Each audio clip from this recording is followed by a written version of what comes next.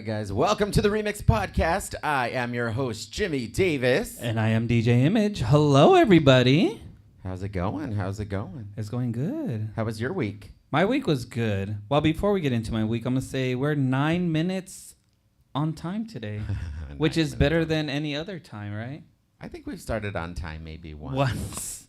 It's okay. We'll get there one day. You know, my past weekend was okay. I went to the movies. I think what else did I do? I went to the event over at the Cash to check out their Friday nights. They're a very good supporter of mine, so I made sure I come out and support them. And I had a couple of my dancers working there. I was just going to say your Stallions dance crew dances for them, so right? I went to go. Awesome. I was trying to spy on them and see if they were doing their job because they get paid to do a job. So yeah, they better be doing their work for sure. So better be shaking it. So how was your weekend? I had a weekend, that's for sure. it was. I think I heard all of the stories. Maybe share one. I'm not sharing any of those stories on the air. It was definitely a weekend. It was a lot. I did a lot of things, and besides. I went to for the Bomberos, which is the Hispanic Firefighters Association. Oh. So I went to their gala on Saturday night over at the Renaissance at Westgate. And that was really, it was a really cool event. They had a really amazing live band. I didn't catch their name though. I wish I would have. I'll find out who they were because What kind of music were they playing? oh, they played everything. I mean, they played like, you know, typical like Mexican music that you expect to hear. They did some country stuff. I mean, they were just kind of all over the board, and they were exceptional. They had a whole brass section, and wow. they were really fun. They were a really fun band. And then the DJ, you know, was playing some good tunes. Nice. Everyone was on the dance floor. I danced a little bit, which I usually end Were up. you regretting it the next day? You know what? No, not too bad. No, I wasn't like going crazy with the dancing, but I danced enough, and I had a good time. And then after that, me and my best friend Marisa, we were like, well, you know what? We're here. We were really dressed up. We were wearing sparkly clothes, and you know, like we looked really good. And we're like, let's go out here at Westgate. Oh my God! I was gonna say. Never again will I go out at Westgate. I'm just saying that, right? At least not at night. Maybe for brunch. Bodega has a good brunch. I'm not gonna lie. They have $15 bottomless mimosas if you haven't been there. And the DJ's pretty good. That's what I got on music. Anyway, I shouldn't be plugging that night right now, but I just did. Too late. Don't go there. No, you should. It's really good. I think I talked about it last week too. But when we walked into the first bar, we went to Salt. And we kind of walked up and down, and I was like, well, where are the most people at? And I was kind of like listening to the music, like which music do I like the best? So Salt seemed fun.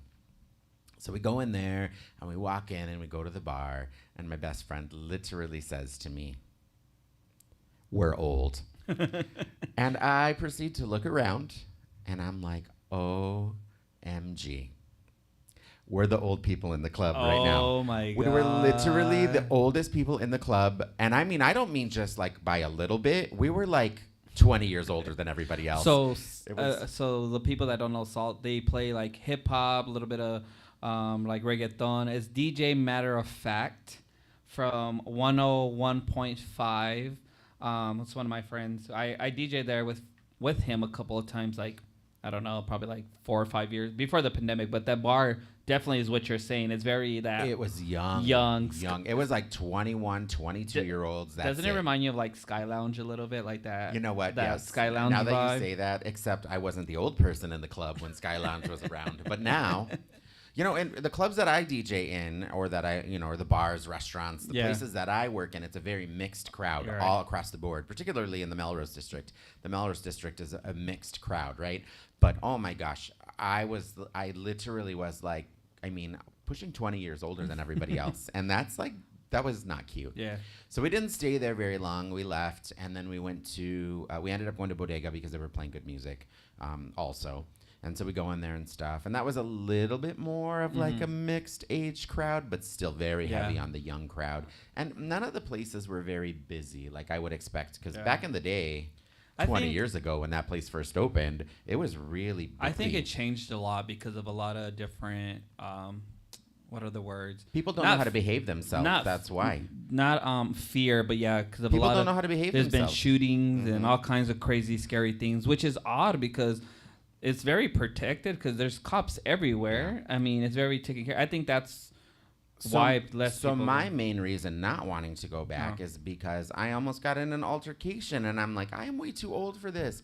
We were leaving. We were walking. Oh, there goes the police right now, or an ambulance, one or the other. We were literally leaving. We were outside of the bars. We were passing by the one with the slushies. What's that called?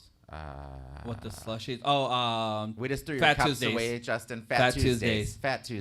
So we're passing Fat Tuesdays, and this guy, literally, it was his fault. He wasn't paying attention, and he bumps into me. Oh God! And then he causes this big O scene, and I think because I was wearing extra glittery stuff, I think he expected me to be afraid, and I was like, "What's your problem? Like, you just bumped into me, like." I mean, I'm sorry that it happened, but like, what is this? You know? Right. So he was like trying to pop off, and then this like other guy, like I guess he had my back until I made a comment, and then he didn't.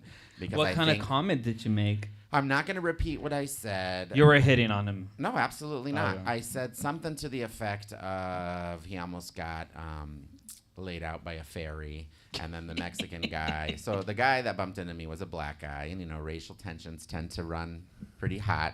sometimes. And so the other guy was a Mexican guy. So I think he had my back because I was Mexican. But as soon as I made a comment about me being gay, he wanted to fight me too. Then he started it on me. And I'm like, get everyone, just go home. Which is crazy because I'm sure more than 50% of the people that go to Westgate are LGBT gay people, right? I mean, well, and the younger generation tends to be very open and fluid and stuff, but that was not the case there. There's just a lot of like machismo going on and that vibe, sure. and like I'll go to like really sketchy places on the west side. I'm not gonna name any of them. Jimmy invited me and my boyfriend.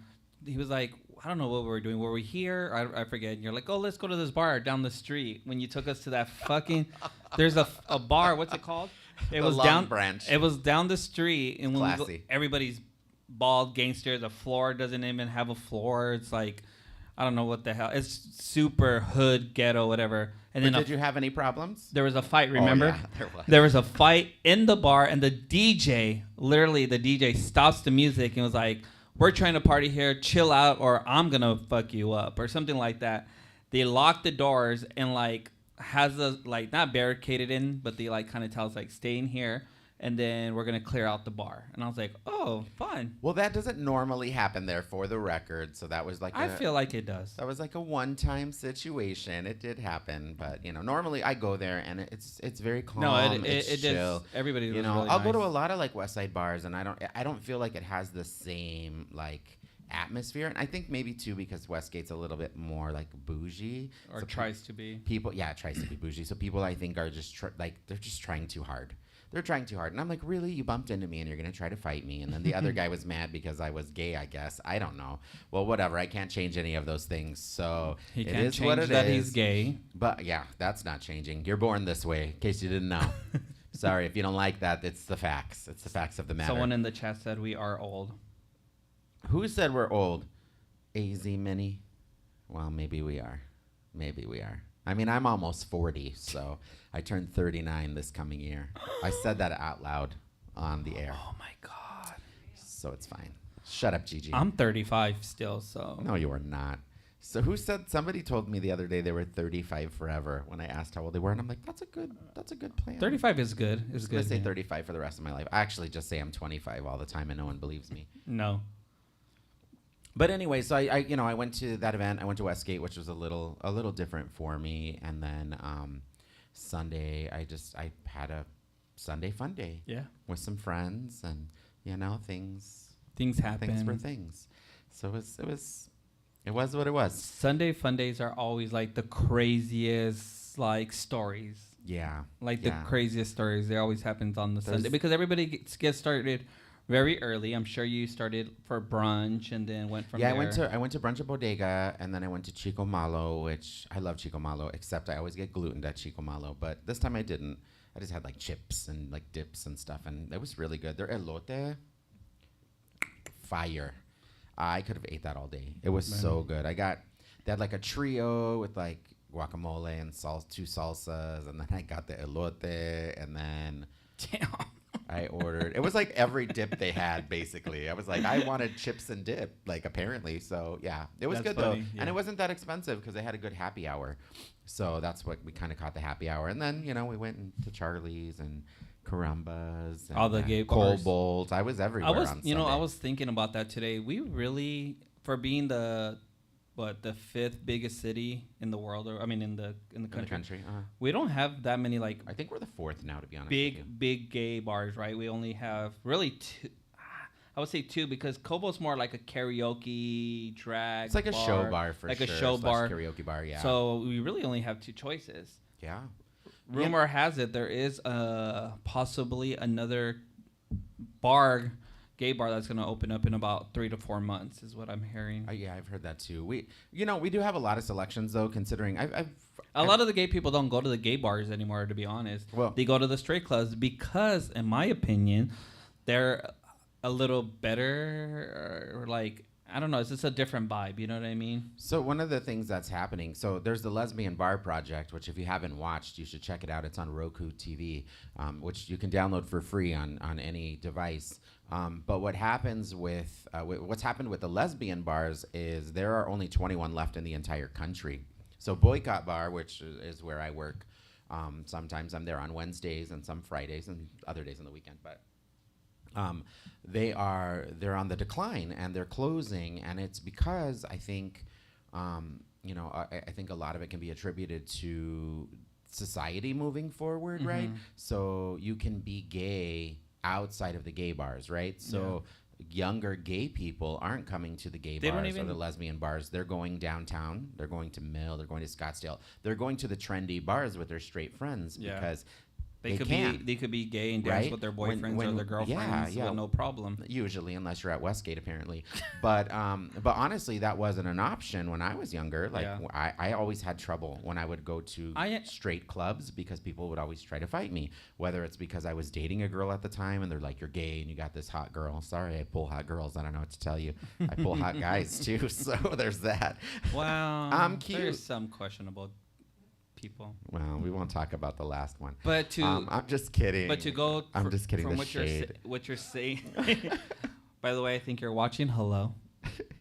he was really handsome. I'm not gonna lie. So to go back on the straight and gay clubs, I think we're gonna get to a place where it's not like not a such thing, right? All the bars. Yeah, I think so too. I think the gay bars will evenally be just like the lesbian bars, right? They're a novelty. Yeah. So there's going to be like one maybe that survives. But let me ask you a question though.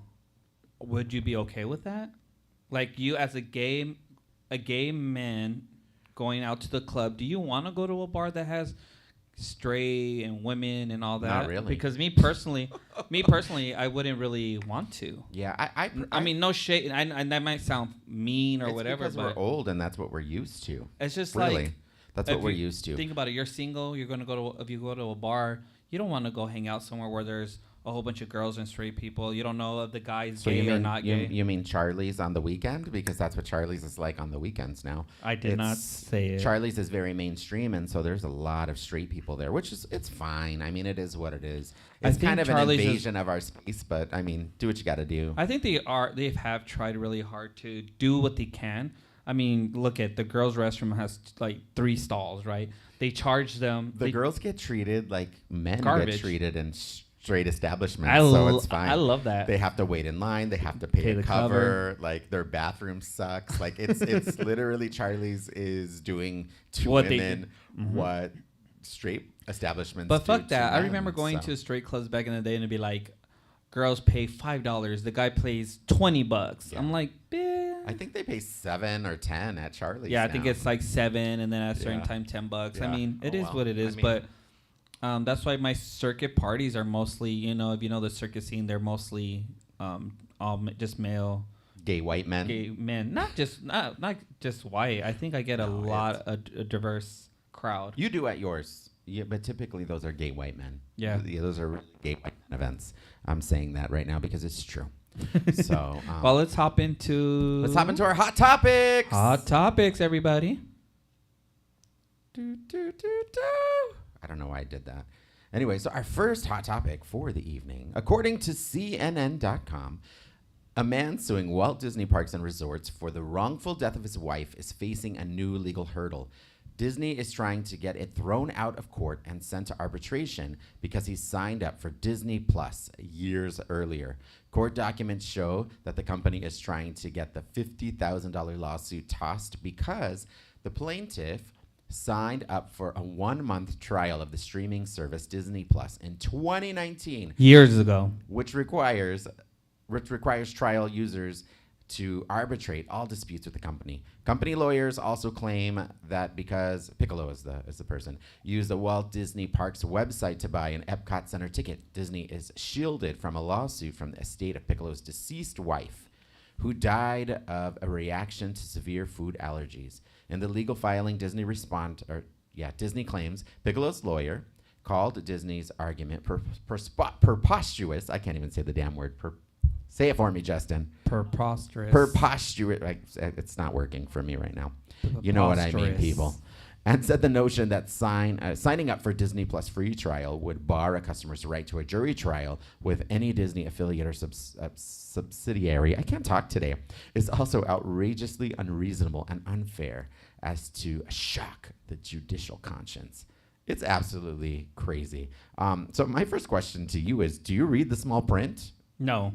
Should Disney be able to do something like this? No. I mean, it's kind of like, to an extent, this person went to the restaurant, told them that she had different, she was allergic to different things. They still gave it to her. She gave herself, what was it called? An EpiPen. An EpiPen, and she still passed away. I think Disney is responsible still, because they asked multiple times. Well, it's what it says in the story. We don't know. We weren't there, but it says that they asked multiple times. Does it have nuts? Does it have dairy? Whatever. They still gave it to her. I think that $50,000 isn't shit to Disney. It's not. Well, I think we looked it up. It was they have like $196 billion or something like that. Their revenue streams are in the billions. But so the waiter guaranteed the couple that certain foods could be made allergen free, which the two confirmed several more times, according to the lawsuit. She also ordered a vegan fritter, scallops, onion rings, and vegan shepherd's pie. So although some of the foods delivered lacked allergen-free flags, the waiter again assured them that it was allergen-free. But after dinner, she went shopping in the Disney Springs area and began suffering from severe acute allergic reaction. So she did try to use her EpiPen, and she passed away. It looks like someone in the chat is saying that. Oh, apparently Disney gave in and is paying the settlement. So that's good. I mean, they should. But this is this type of thing, like these big corporations try to bully, and it's just not okay. Like I know for myself, like, because I obviously, I have some food issues. I can't have gluten, and I have the hardest time. I feel like a Karen sometimes because I have to send stuff back all the time, and then for instance, I'll go somewhere and I'll order something, and I have to order like very specific things and be very specific about what can be on my food, what can't be, right? Yeah. Because a lot of crap has gluten in it. Even like some seasoning mixes and stuff have gluten in it. So they'll bring it to me, and yeah, it was prepared gluten-free, but then they slap a freaking piece of bread on top of it. And it's like, no, like I can't eat this. My food is contaminated, so you have to make it again. But sometimes what they'll do, they'll take it to the back, they'll take the piece of bread off, and then they'll give it back to me, and clearly I could tell that that's the same damn plate, so I get mad. I get mad. They tried to do that to me. I ordered a gluten-free burger, remember? And the waiter, actually, or the food runner, wanted to just switch the bun because they brought me a regular bun. They told you that? Yeah, the bartender told me that they were like, no, this is like an allergy. Like, you can't do that. You have to make it all over again. Maybe he didn't know. I don't know. And that's the thing too. Like, a lot of people just don't know. And even myself, like, I mean, sometimes I've consumed something because I just assumed it would be gluten free, and it wasn't. Or drink something. Yeah, I was just gonna say those drinks that I was talking about last. What are they called? Not Hornitos. What was it? What brand was it? Jimador. El Jimador, but their beverages, their new mixed beverages that come in a can, are really, really yummy. But they are malt beverages, and they contain gluten, so I can't have them. So anyway, if someone tells you they have a food allergy, if you work in the food service, please pay special attention, because you really could kill somebody. Yep. Thankfully for me, like, I don't go into anaphylactic shock or anything like that. I just unfortunately have some very high pain days that follow, and it sucks. And $50,000 isn't. I mean, that's nothing. Yeah, that's a drop in the hat for them. So I'm glad if we can confirm that they agreed to pay out, because yes, as of yesterday, it didn't look like that's what they were going to do. They were going to go to arbitration. So Disney. Come on, Disney, do better. Be a better citizen. It's obviously negligence on your employees' part. Just pay $50,000 for a life. Come on. That's nothing. That you should give them more, honestly, because somebody is without their loved one, and so yeah, just do better, Disney. Do better, corporations. All right. So the next story, ABC15.com reports. In an effort to deter students from vaping, Mesa Public Schools here in Arizona, it's Arizona's largest school district, put vape sensors in all of its middle and high school bathrooms. The district piloted the program at Red Mountain High School late last school year, saying they saw success with it. School leaders then decided to expand the program, and over the summer, they installed them in all secondary school bathrooms. Typically, all Mesa school campuses, there are security guards and administration monitoring cameras, including ones outside the bathroom. If the sensor detects the chemicals that are coming from the vape, it will alert staff and turn red. Do you think this is a program that all schools should look into? I think it just depends because the security guard has to now sit there and watch it at all times. You know what I mean? So I feel like it is a good thing. I think that because it is a problem, right? There's so many kids. My niece, when she was in junior high, she's in high school now. Even in junior high, the kids were like smoking vapes and weed pens and all that, and they're like 13 years old, getting high in the restrooms or whatever. So I think it is a good thing if it's affordable and people could really be able to pay attention to it. I think it's a simple solution, to a problem that it's. So in 2023, according to the National Youth Tobacco Survey, more than 2.1 million students used e-cigarettes, also known as vapes. There are some vapes that have THC and others are just nicotine, but that's a lot of kids using vapes. And I know the last school that I worked at, in a charter school, a charter high school. We definitely had a huge issue with kids vaping and vaping in the bathrooms. And it's hard because you can't really smell them. They're really sometimes really slender and small, so these kids, can sneak them really easily, can pass them around, and it's just it's a huge problem. And you noted the term blinker. So yeah, so my niece said that the kids do this thing called not you snitching your niece out. I didn't say her name. Narc. I'm just kidding. My niece, I didn't say she was doing it. Well, maybe she was. I don't know. Anyway. Well, the term blinker originates from the word from vapor technology, and it refers to long, continuous inhalation from the vape pen that lasts until the device's battery light begins to blink, signaling the end of the draw. That's ridiculous. So they just hit that? That is until gross. The light just starts blinking. That is really, really gross. And we just have to do better at educating our kids because those are just, they're so bad for you. I think they think that it's like less harmful than smoking a cigarette. It's the same thing almost. I think it's worse. Dr. Justin. Not Dr. Justin. Excuse me. Student Dr. Justin. Are vapes, cigarettes worse or vape? Which has... They both have their different problems, right? Different problems. Okay. All right. No tar in vaping, tar in cigarettes. So I'm going to say vapes are probably a little better for you then. Well, I think vapes originally came out to try to get people to stop smoking cigarettes, right? Yeah. And then everyone just got hooked on those instead. Oh, okay. So we don't know. We don't know. We don't know. I would say that it's not as, probably maybe not as harmful, but they are.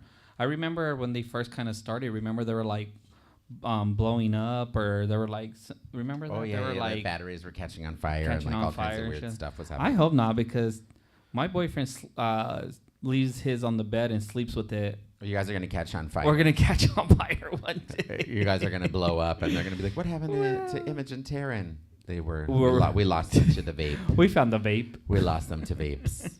No, but I think it's great if they could put that in the schools, and it might help a little bit. Obviously, kids are going to do and figure it out, whatever, but at least this would help a little bit, Yeah. All right, so next topic.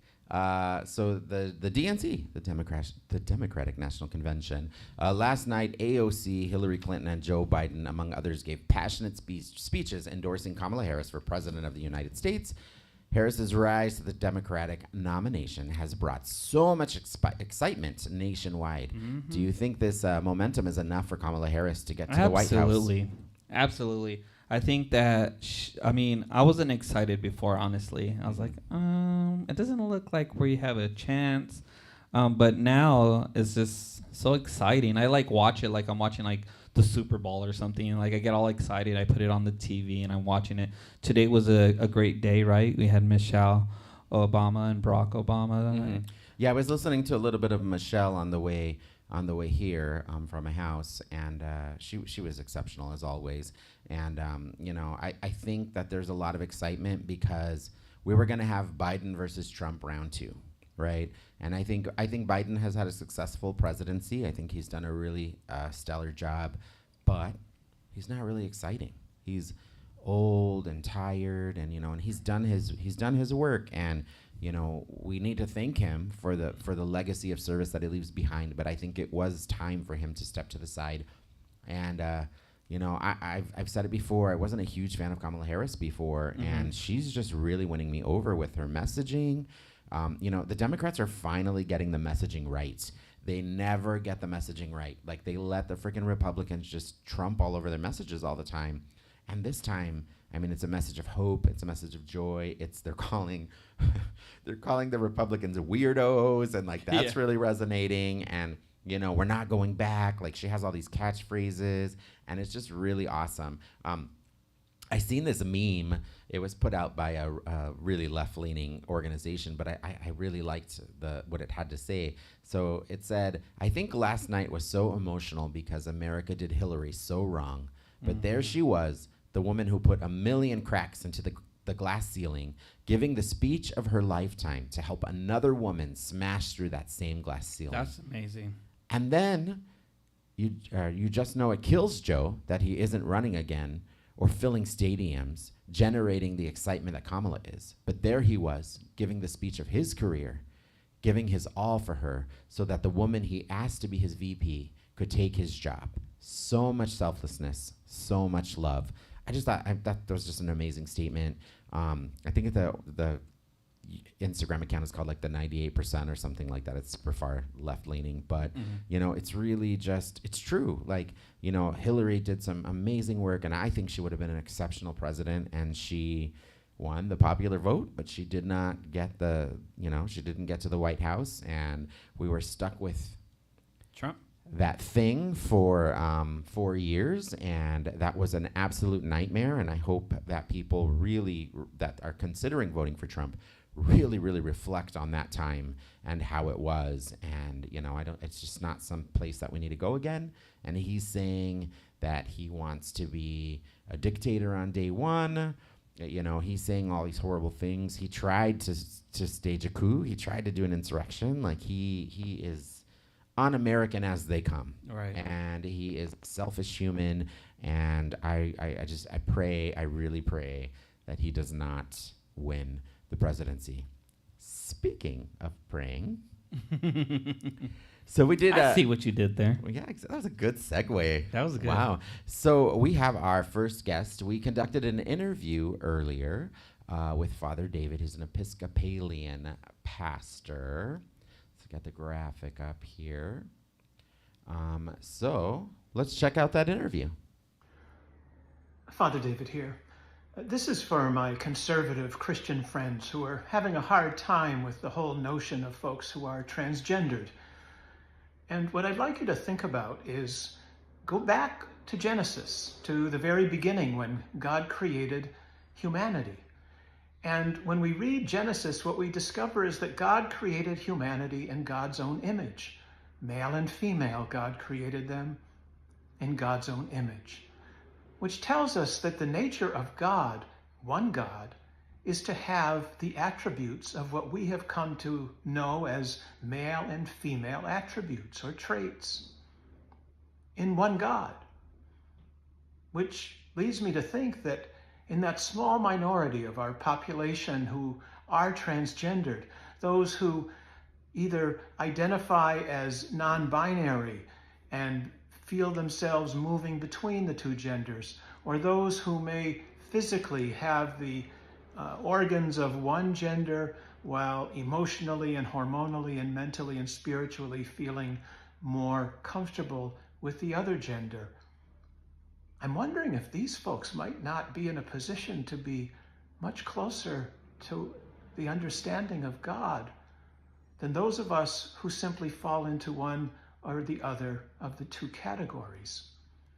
Because if God's own self is non-binary, then that small minority of people might be one of God's greatest gifts to us, that if we allow them to speak, if we welcome them fully into our community and hear how their life experience plays out, they may have enormous things to teach us about what it is to be human. Because to be human is to reflect the image of God. And if the ultimate image of God is to contain both sets of genders, then these, our transgendered friends, can perhaps teach us a great deal. I hope you'll give that some thought. God bless you. All right, we are here with Father David Gerlach. He is an Episcopalian priest out in Hawaii. How's it going, Father David? Really well. Thank you very much. So I stumbled across Father David about a week ago while scrolling through TikTok, which I don't really do very often either because I get stuck on TikTok. So I try to not open that app. But, the video that we played right before this is the one that I saw. And you were discussing God's non-binary nature. And so I clicked on your profile and I started looking at all of your TikToks, and I really liked what you had to say. And I thought, this would be a great message to get out to our community here in Phoenix, really. And so I reached out right away, and I'm so thankful that you were inclined to come and join us as a guest today. So thank you for having me. Again, thank you.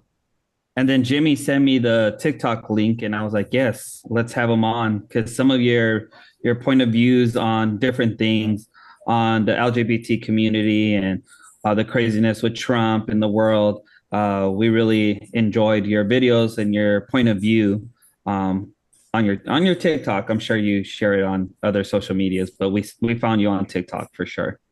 Well, thank you very much. Yeah. So first, I just want to say keep spreading that message of hope and of progressive thinking, because, oh my goodness, it's crazy out there right now. So Miguel, I think you have the first question.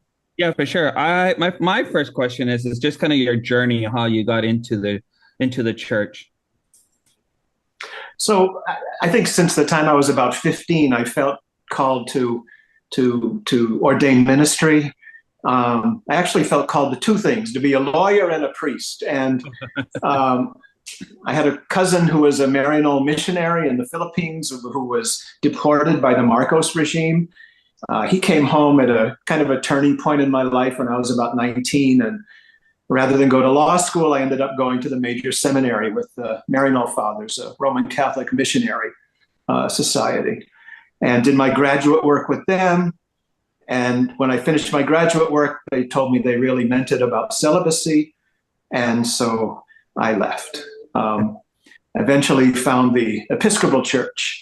And in between that, I ended up pursuing my legal vocation, but always felt the call to ordination. So I was ordained as a deacon in 2006 and as a priest in 2007 in the Episcopal Church. Wow. Okay. So how does your faith inform your views on social justice, particularly regarding the LGBT community and women's rights, really? Yeah, I mean, if your faith isn't affecting how you live your life, and if your faith isn't contributing toward a more just society, I have a hard time calling that faith.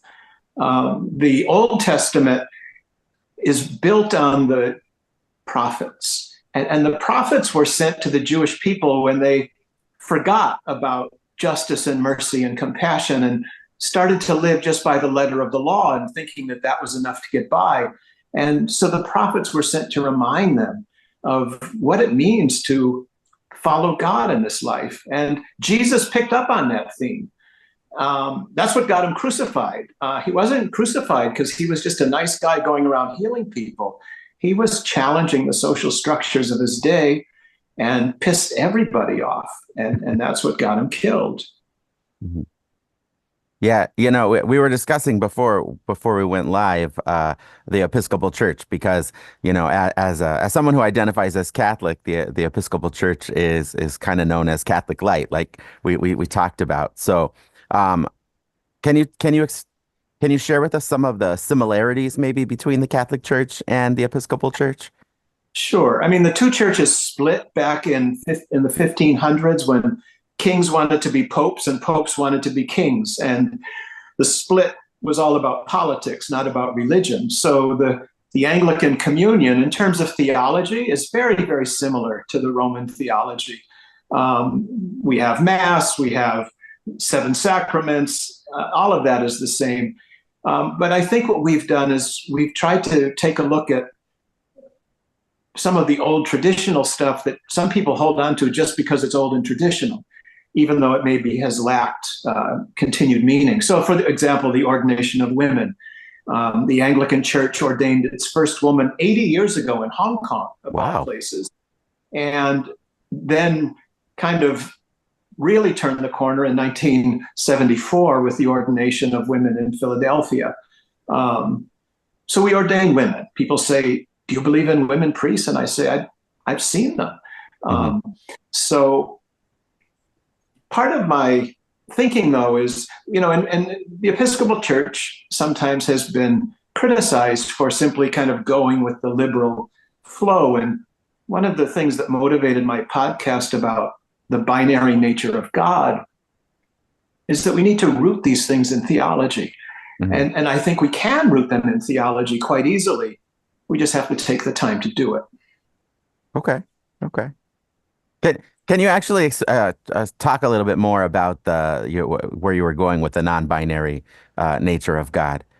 Well, it's right there in Genesis when the writer of Genesis says that God created humanity in God's own image, male and female.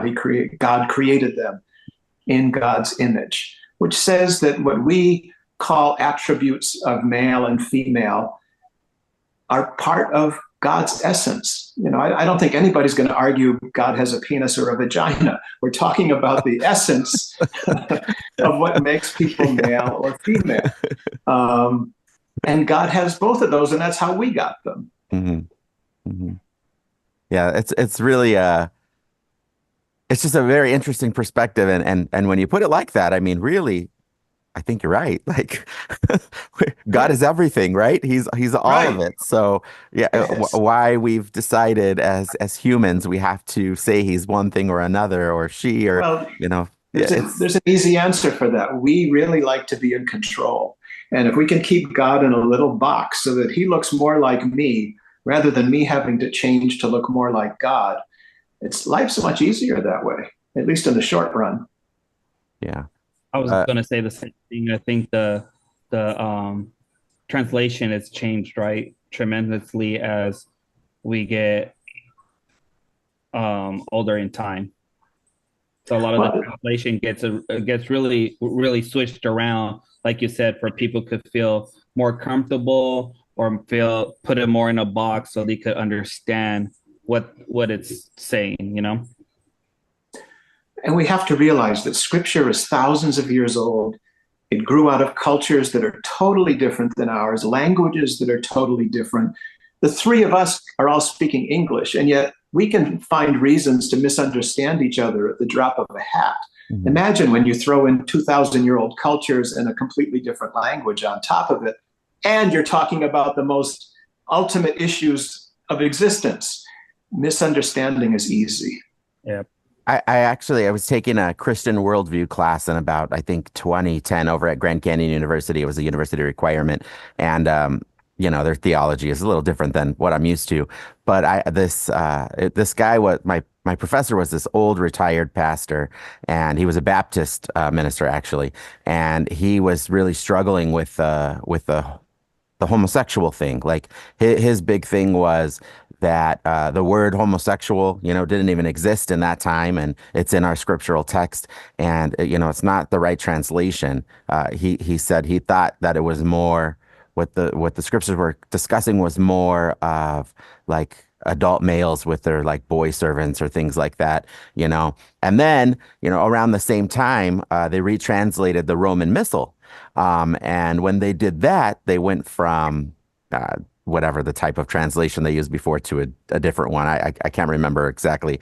But just the responses that we were making were so different because of the retranslation. So it really made me think more about that and how, over time, different types of translation have become popular, I suppose, and they're used, and it's really kind of changed the meaning of some stuff. So I think right there, that's kind of justification to not really take things literally out of the Bible because, like you're saying, we can be talking the same language and saying totally different things and not realizing it, Right. So in fact, you're not even really taking it literally because you aren't getting to the true meaning of it. So that's exactly right. Yeah. Yeah. And I think that's the point of Jesus is his invitation to us is to look at Scripture, read Scripture, interpret Scripture, wearing the eyeglasses of love. And when we use Scripture to try to understand the meaning of love, we get into all kinds of trouble because we're looking at these ancient communities. But if we use love to understand Scripture, then we can soften the edges of some of the harsh things that we find in there. I think that's the point. Love, right? That's what you're saying here. Love. It's all about love, loving each other. God is love. That's what we mean. Yeah. And yeah. I have, since, I've talked about growing up in the Catholic Church and working for the Catholic Church for a really long time. I have a lot of really close friends who I do not agree with politically. They are Trump supporters and other stuff. And, I still love them at the end of the day, even though we don't agree, we still love each other and we respect each other. And I think that's something that's been lost in our current political climate. We don't know how to just accept our differences and love each other. So if we did that, I think we'd live in a much, much better society. Just a funny story. My one of my really good friends, he asked me to be his son's godfather. And I told him, well, I'm gay and I'm not a Republican. And he just laughed at me and he said, you're a Republican. And I'm like, oh my gosh. To this day, he's convinced that I am a Republican. And I'm definitely not a Republican, especially not a MAGA Republican. So it's kind of funny. He teaches over at Grand Canyon University. He teaches some government courses. So I'll go over to his class and I like to tell that story to his class. And we talk shop, we talk politics. So those policy nerds definitely know a lot more about policy than I'll ever care to know as an elected official, honestly. But yeah. So just another question. What are your thoughts on the intersection of religion and politics in sharing public policy, especially on issues like immigration, healthcare, and the LGBT rights? Yeah, I think people of faith always have something to say about the larger issues like those that you just listed, no matter what. I think the difference this election time, and it's why I've gotten involved in kind of a partisan way coming out specifically against Trump, is because of the danger and threat that he presents.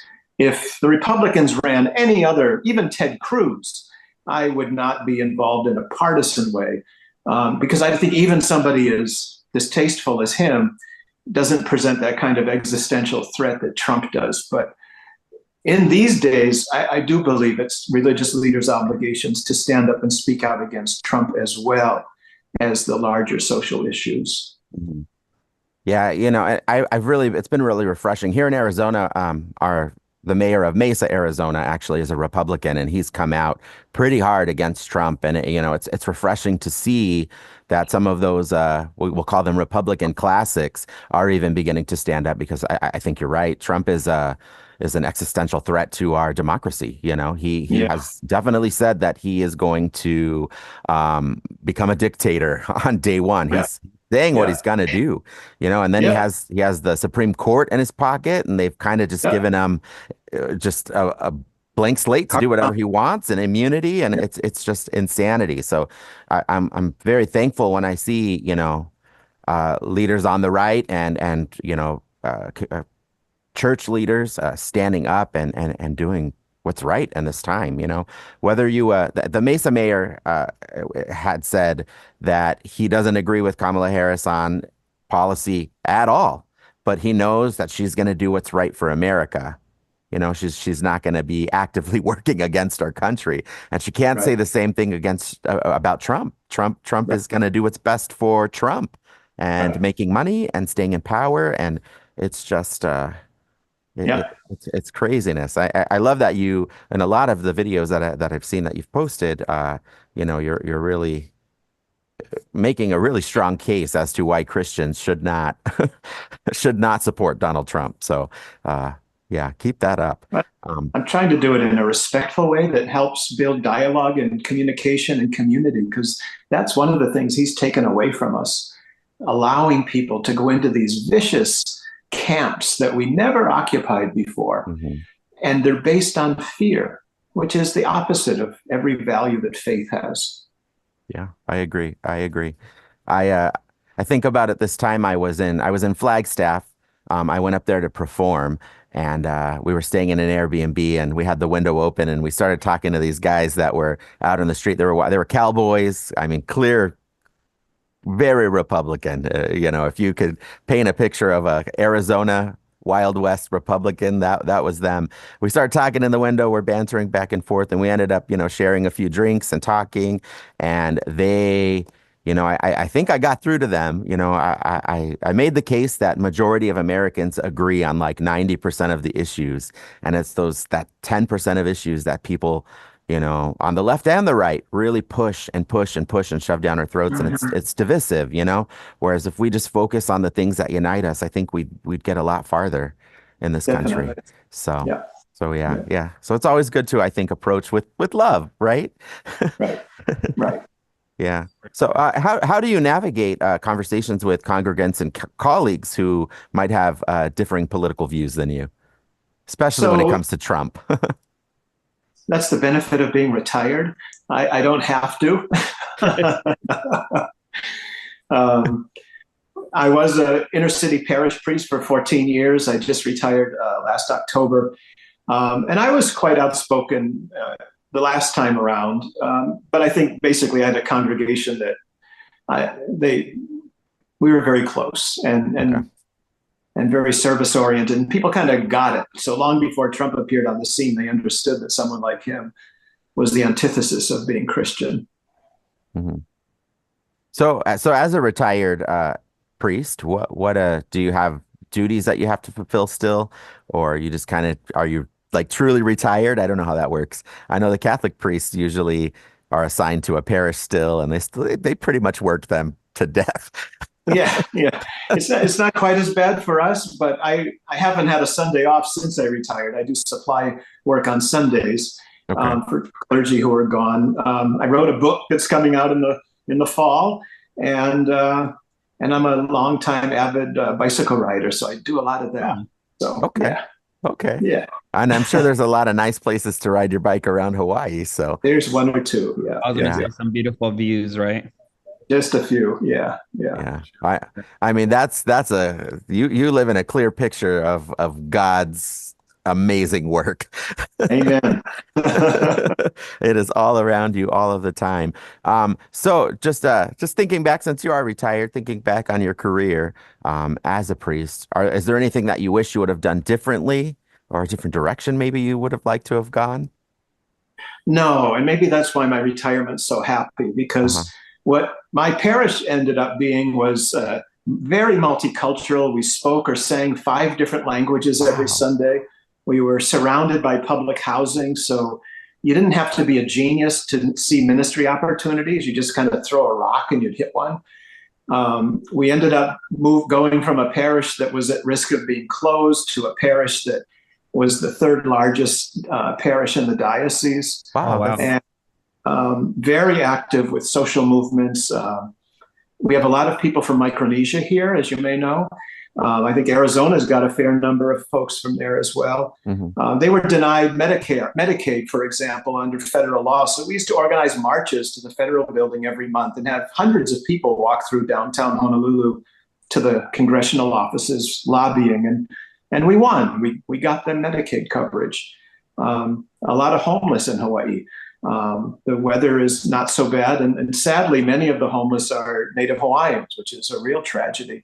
So we did a tremendous amount of work with them as well, and trying to lobby for affordable housing too. So no, I lived the dream in that ministry, and 14 years I was just kind of out of gas, especially after COVID. Mm-hmm. Oh, I'm sure COVID was what it was. It was a lot. I actually got elected during COVID. So it was Yes, Yeah. as you Yeah. can imagine, the vaccine stuff and just all the craziness Yes. around it, Yes. testing. And, I will say I'm very proud of my city and the way that we handled it. And, we really worked hard. We are, we're a city of 7,000, but about 30,000 people come to our city for work every day. We're just kind of like Wow. a industry hub, right? So there's Mm. tons of essential work that's happening here. We have a JBS meatpacking plant, a Gatorade PepsiCo plant, like just lots of all the major grocers from Arizona, all have their distribution centers here. So there was a Wow. lot of work that needed to be done, right? So we got free testing out 24/7. We had a testing site. We rolled out vaccines. We really hit hard to make sure. At one point, we had more positive COVID cases than anywhere else in the world. So we Oh, really had an uphill battle, but we worked really, really hard to make sure, that our community was safe. So it was it was a yeah. lot. Yeah. Yes. I Yes. probably aged 20 years in that time, but I've got a lot of time left to go, so that's for sure. So Yeah. you said you have a book coming out. What's your book called? It's called Jesus Christ! Exclamation point. He still matters. Okay. And it's Where, a book of where, sermons and stories and poems that just try to do the same thing that I'm doing in my TikTok posts, is give people a different view, maybe I hope a more authentic view of what it means to practice as a Christian, because so much of our faith has been hijacked by the religious right and this whole idea of religious fundamentalism, which evangelicals are built upon. Mhm. It's only 125 years old. I mean, I come out of a tradition that's 2,000 years old, and to see that hijacked version, which then mutates into things as disgusting as the prosperity gospel, which is, God, you owe me. So give me a jet, give me a car. It is so perverse and people are so hungry, I think, for the authentic message of the gospel, which is service, compassion, mercy, and an understanding that Jesus did the work for us. We're all home free. Exhale, relax. Mm-hmm. You don't got to do anything. Mm-hmm. You don't have to prove yourself. Just take that and hand that off to the next person next to you. Yeah. Agreed. That's So that's what it's about. when does it come out? Should be out this fall. This fall. I'm working Okay. with the publisher. Yeah. Awesome. I'll definitely I will buy a copy of that for sure. Well, I appreciate that. Well, is there anything else you'd like to add? Anything else you're going to be working on in the future? I know right now you're kind of focused on the Trump stuff, but after the election, when Kamala wins, Yes. what do you think? What's next in the journey for you? What I found in terms of this TikTok stuff is a real response from people who have walked away from the church because of so much of the politicalization, who are finding some comfort and relief in this. So one person even asked, could we do a Zoom service every week, which I'm totally open to. So we're exploring that. And I hope just to continue with this message, because for the first time in a long time, the nuns, not the ones with the habits, but the ones who don't have any religious denomination, outnumber every other denomination. Yeah. And yet, I think people are inherently in need of the spirituality. People are inherently drawn to that. But the religious leaders have done a very poor job in making that available. Yeah. I would definitely love to attend a service that you lead. That would be beautiful. I will let you know.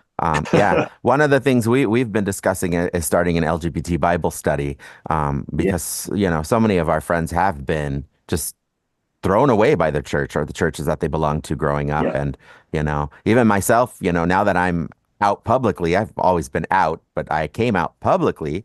Ever since then, I don't really get church work anymore, man. Well, I guess they're lost.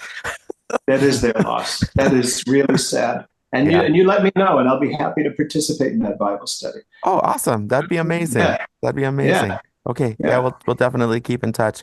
Well, thank you so much, Father David, for taking the time to meet with us and to discuss some things and come on our podcast. We look forward to helping get your message out there, because it is a beautiful message and you truly are doing God's work. So thank you and God bless. Thank you. God bless you both. Thanks. Bye-bye.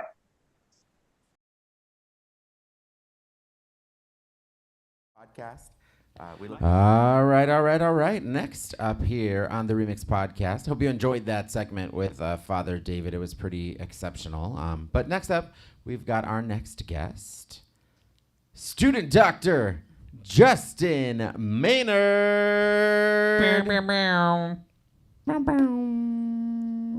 We can't afford his sound effects. We'll do them ourselves. We can't afford them. Meow. I clearly just introduced you, sir. All right. He was sitting on the couch instead of sitting up here. All right. It's okay. So which one? Which one? That one. Shout out to our intern, Gigi. Let's give it up for Gigi. Woo! You're doing a great job. Doing an amazing job.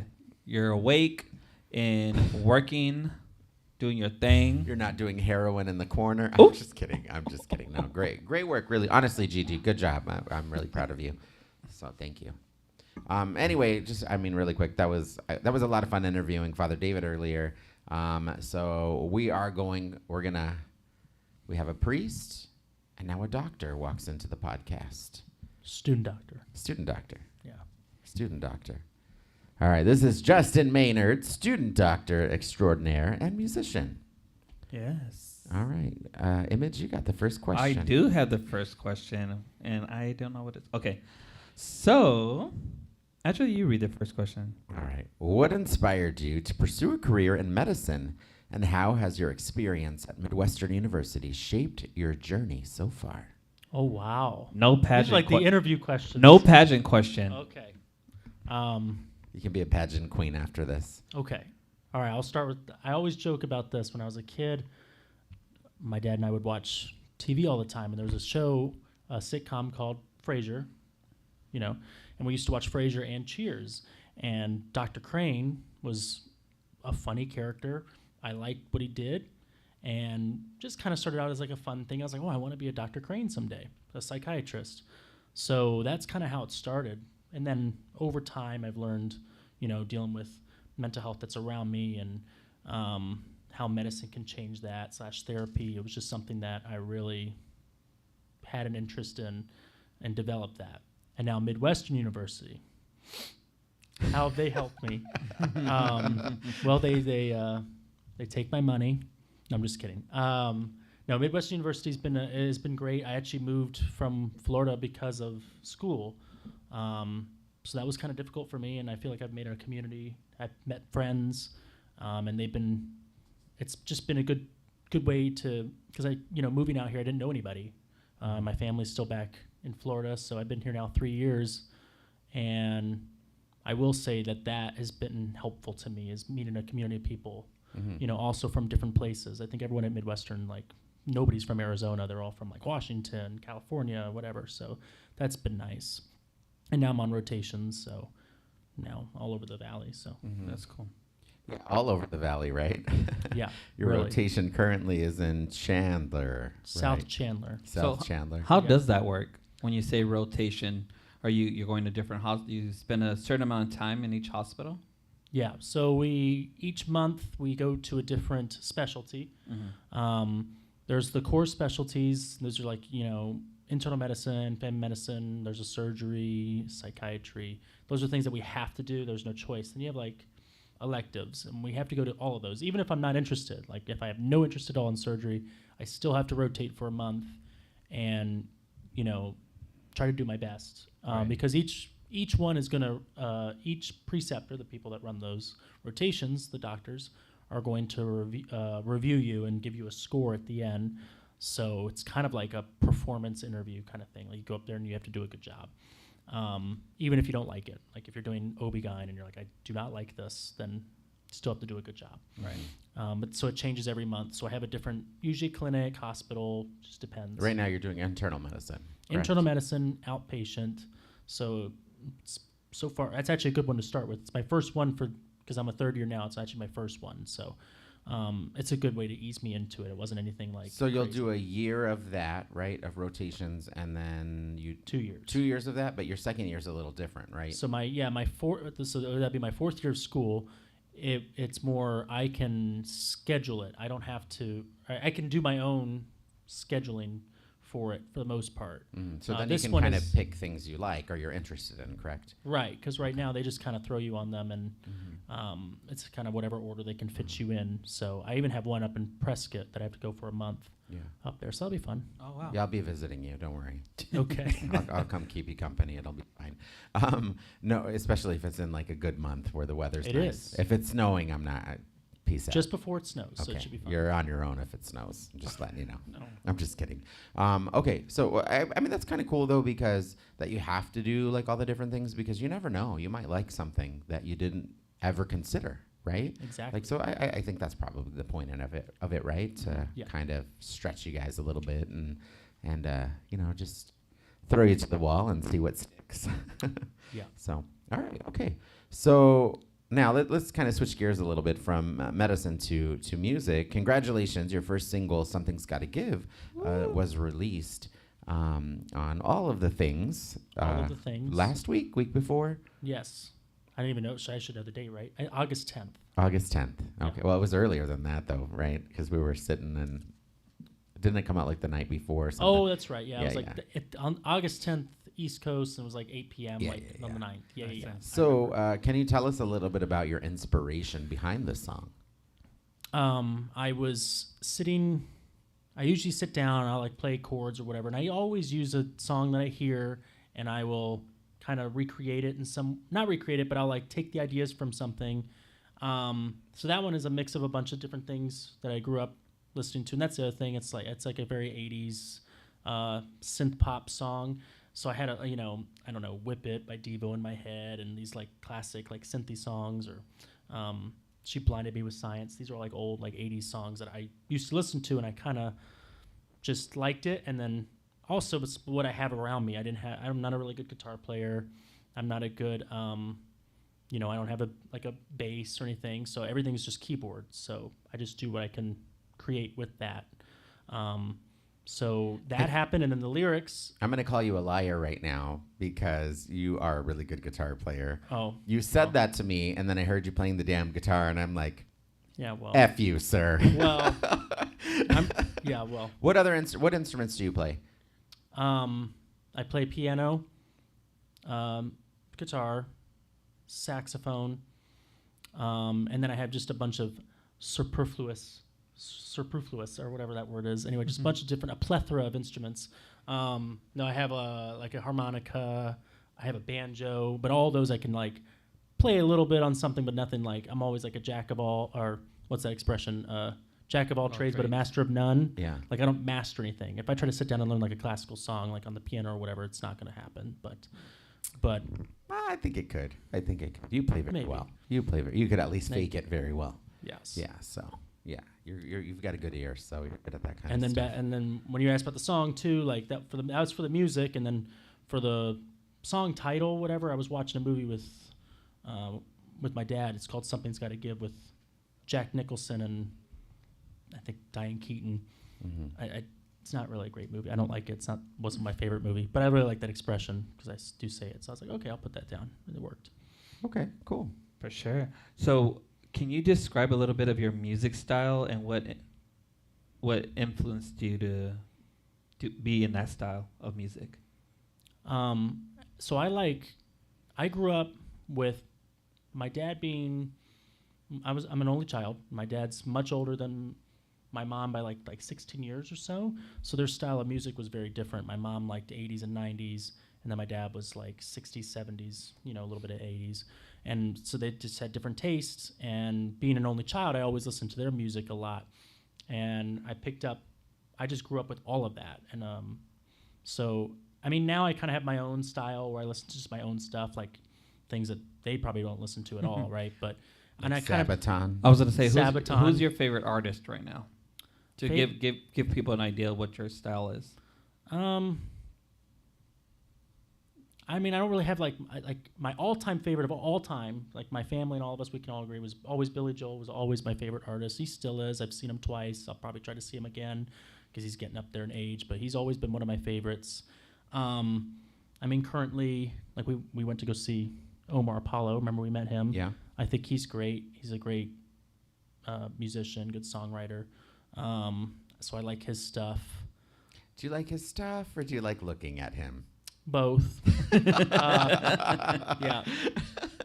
No.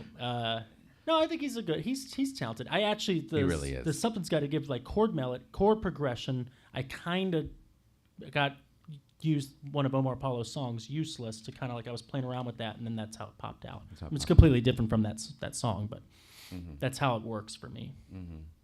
Yeah, I think that's how it works for everyone, right? Where we have our music that we love and we cherish, and those influences definitely shape the way that we create music, for sure. So. So you grew up in the Miami area, right? Which I did not know. And I thought you were from Arizona. And Nope. you are of Cuban descent. yeah, Yeah, a little bit. you're all Well, you have little some bit. There's some Cuban in there, right? There's some Latin in you. A little bit. I'm gonna leave that alone right now. Yeah, I was How have your cultural roots influenced your music? Well, in growing up in Miami, I actually grew up in a part too that was actually, I mean, yes, it's Miami-Dade County, but it was South Miami-Dade. It was in a town called Homestead. South Side. It was Ghetto. very South Side. It was before the Key Largo and like the Keys. So actually, the style of music that I would hear like from my parents and stuff like whatever that was around me, like if I went to a karaoke bar or anything like that around there, it was like they actually liked country music down there, and like Jimmy Buffett and the very typical like Florida. Not kind of Jimmy music. Buffett. Yeah, I mean country's like gotten like Florida's loves. That's country like music Florida these days. Jesus. Maybe Trump is, Yeah. but before Trump. Yeah, and then I left Miami when I was 18, so I didn't do clubs there. I actually moved to Tampa.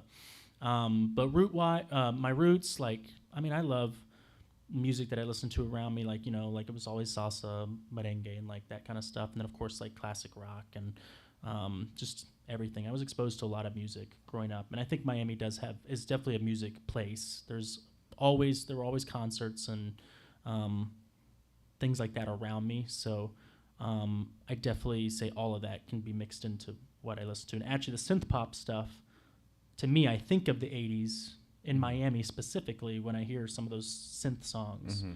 So it does remind me of home. Like there's certain songs that, like Casey and the Sunshine Band and stuff. Those were like a Miami band, like disco and stuff, and used lots of synth sounds. So I've always liked that kind of music. So I thought it works. It's fun for me. Okay, so you plan on becoming a psychiatrist, Right. right? Okay, so that's like the day job, right? The day job. Where do you see your future in music? Honestly, I see it as being something that's always a hobby. Obviously, I mean, it'd be great if a lot of people listen to it. I'd be happy if maybe the people in this room listen to it. So that's like at least 5 listens would be great. I'd be happy. We've all listened to it, so you're That's good. good. That's good. And maybe everyone that's watching is going to listen to it.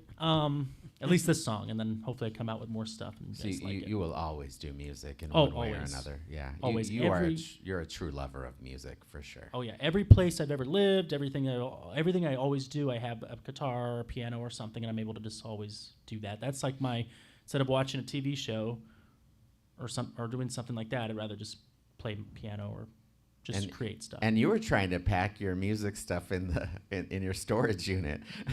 I know, I really was, and honestly, it'd be like losing a leg. Yeah. It wouldn't be. Yeah, well, it just wasn't. Full disclosure, I helped Justin move last week, and while you were doing that, you had all your stuff ready to go in your storage unit, and I'm like, this is not that's not going to be a thing. Like you can't you will go crazy. So what did you guys do with it? I had them take it to his new place. New place. Yeah. Well, and it's a temporary place now, so I still can't fully have everything out the way I like it, but I can at least, Yeah, but you can at least jam a little bit when you're by yourself or whatever. So yeah, that's true. Yeah, since you're homeless, right? You're in transition. I am homeless. I am homeless, so Let's put that down for all those scholarships. Justin Maynard is currently homeless, so yeah. for the record. No, I'm just kidding. Also, if you want to donate, here's his Cash App information. Venmo, Zelle. His Cash App is $ Jimmy Davis Music. No, I'm just kidding. All right, he's in a good, safe place. Just so everybody knows. People are He's gonna just think trying to find a new place. He's staying with a good friend of his, though. Yeah, no, it's good. Don't worry about him. I'm totally fine, totally safe. Got a roof, and there's a little bit of light there. It's good. Contrary to Twitter. All right, you want to ask a So question? moving into the medical field, how do you hope to impact your community as a doctor and as a musician? Oh, yeah. So I think part of that, I mean, definitely my community, like as in, like, I mean, the LGBT community and stuff like that, I've always been interested in helping that. When I was in Midwestern University, or at least last year, I was the president of the psychiatry club and the vice president of the GSA, which is the Gender Sexuality Alliance. So I've always been kind of always trying to, I want to be able to mix that in there somehow, whether to be a psychiatrist for that community in some way would really be a dream job, you would say, maybe? I mean, it would be a dream to help people. Yeah, I could get a dream job. Yeah, for sure. I've always wanted to be a psychiatrist. I think that in general is the dream job. I just don't know the there's so many specialties for it. You know, you could do adolescents, you could do adults, you can do pediatric, forensic. You can even be a forensic psychiatrist, which is like dealing with criminals and things like that. But no, I think helping the community would be great. And then now with mixture of music in there, I mean, I've worked in when I was in undergrad, I worked at a senior living facilities and assisted living facilities, and there were, I would actually play the piano as just for the volunteering. That's awesome. To help people out. And so some of the residents would come out and they may have Alzheimer's, dementia, things like that, and you would play a song and they just remember all the lyrics to it. Yeah. They didn't remember the lyrics and everything because it uses both sides of the brain. And they actually do have a thing called music therapy, which I think they're making it's a whole major now. Mm-hmm. A separate major. Mm-hmm. Yeah. Absolutely. Yeah, So. that wasn't a thing when I was younger, music therapy, and I think had it been, I might have been a little more interested in that. Yeah, it's like a whole thing, and it's amazing. You talk about like dementia and Alzheimer's. These people who can't remember their name, can't remember their family, can't remember anything. They'll sit at a piano and play all these songs that they know, right? For whatever reason, that part of the brain is still functioning. It's the power of music is amazing. Yeah, I think it comforts them for sure. Yeah. And if you can, find a way to use the two together, your psychology and music, and, you can really heal There's people. a way. You can really heal people, I believe that. And also, just talking about, finding an LGBT therapist or psychologist or psychiatrist is almost impossible. Yeah. So, it's really, really hard to find somebody. Even, LGBT healthcare in general, right? In healthcare, it needs to be holistic. We're talking mental health, physical health. Finding an LGBT practitioner in any of those disciplines it's difficult. I was going to say yours had to learn about PrEP through you, right? Yeah, and I love my provider, Dr. Barbara Garcia. She's amazing, but she was. I love this about her. She was completely honest with me and transparent. She's like, I have never prescribed PrEP to not one single person. Yeah. Her primary demographic is older Hispanic women, and they're not really getting on PrEP. Yeah. They're just not. So, and that's fine, but she's been really awesome about it, and, we've kind of learned together, and she did her research, because the next time I saw her, she knew a whole lot more about it, and she had told me when she prescribed it to me that that weekend or week before or whatever, she met with their downtown doctor and from the practice that they're a part of, and that doctor and her were discussing PrEP, because he prescribes it all the time, because, well, there's more gay people in that region, right? So it's amazing that you are LGBT identifying and getting into what you're getting into, because I think that you're going to be able to do a lot of good. I really do. Hopefully, yeah. Yeah. Not hopefully. You will. I will. Okay. You will. Yeah. So, one last question, and then we'll let you perform for us. Okay. Maybe. Mm-hmm. Mm-hmm. Yeah, Okay. that's good. Are you ready for this question? All right, I'm ready. Is it the question I asked before we started? No. Okay. What's the question you asked before I'm not we going to started? say it online. Okay. So I have 2 questions for you, It's a two-parter. Okay. because people might want to know this. Are you single? It's same as that last thing. I always say it's complicated. This makes things easier. That's very demure of you to say that. Oh, Demure, shut the yes. hell up. I cannot. Okay, no, but seriously, the real question. How do you define success in your life, considering your dual aspirations in medicine and in music? Oh, that's good. Well, medicine, it's a matter of, I think, today, for example, I was at the clinic, and this patient was just started crying and really had a terrible day. And, you know, I just was asking questions and, you know, like I'm supposed to, you know, at the end of the day. But I gave her time and brought in some tissues and really comforted her. And she definitely said right after that, because, oh, you have really great bedside manner. Thank you for, you know, listening to me. And that kind of stuff is great. That right there, I'm like, I'm happy I did that. I probably made her day that I'm actually listening to her and trying to help her and through that. So when you get those things, those are like, to me, is like, I'm successful. Whether I didn't know the knowledge part of it, like I at least got the empathy part of that. Like I cared about her for that moment. Because sometimes that with doctors, it's like when they're cold, you know, that's the worst thing ever. They might know everything. You might have a doctor that knows everything about medicine, but then they're cold, like you're not going to enjoy that. So that's definitely a measure of success. Just those little things every day. Maybe someone said, or, you know, maybe I knew something and you know, the preceptor or somebody's like, oh, I'm like, that's good that you knew that, you know. You definitely helped me solve a medical mystery recently. So, you know, I love that people do that. Like they love to be like, I'm a student doctor, still call 911. But they'll ask like about rashes or whatever. And I'm just I was gonna say, do you get a lot of questions from like your friends and family? Yeah, I do. And I get you should watch this because you want to be a psychiatrist. I think my mom says that. You know, you should watch Donald Trump on that last speech. You know, you're a psychiatrist. I'm like, well, I'm not one yet. And also, yeah, I don't know I can't dissect everything, but yeah, so I get to try to get people, like people always ask for that stuff, but it's fun, good practice. And then in music, as we got to measure that success, music, for me is if it makes me feel good. So if I listen to it and I like it, I'm proud of it. So like, I think, you know, something's got to give. I think I liked it when I made it. I was like, oh, that's cool. I'll definitely try to release it. I think it's fun. That's all that matters. If 2 people listen to it, I'll be like, that's fine. That's awesome. As long as I'm happy with it, it makes me happy. I think it's on repeat on Spotify because, you know, you might as well be a weirdo and listen to it. Yeah. Why not listen to your own stuff? Some like artists don't like to hear themselves. I hate my talking voice. I'll probably never watch this video again just because I'm speaking in it. I don't like that. But singing, I can hear myself sing. I don't have any problem hearing myself sing. It's weird. I can hear myself sing, but if I hear myself talk, I hate it. I hate the sound of my voice talking. I used to hate the sound of my voice talking. I love it. But I don't anymore. I definitely love the sound of my voice talking clearly because I do a whole ass podcast every week where I ramble on.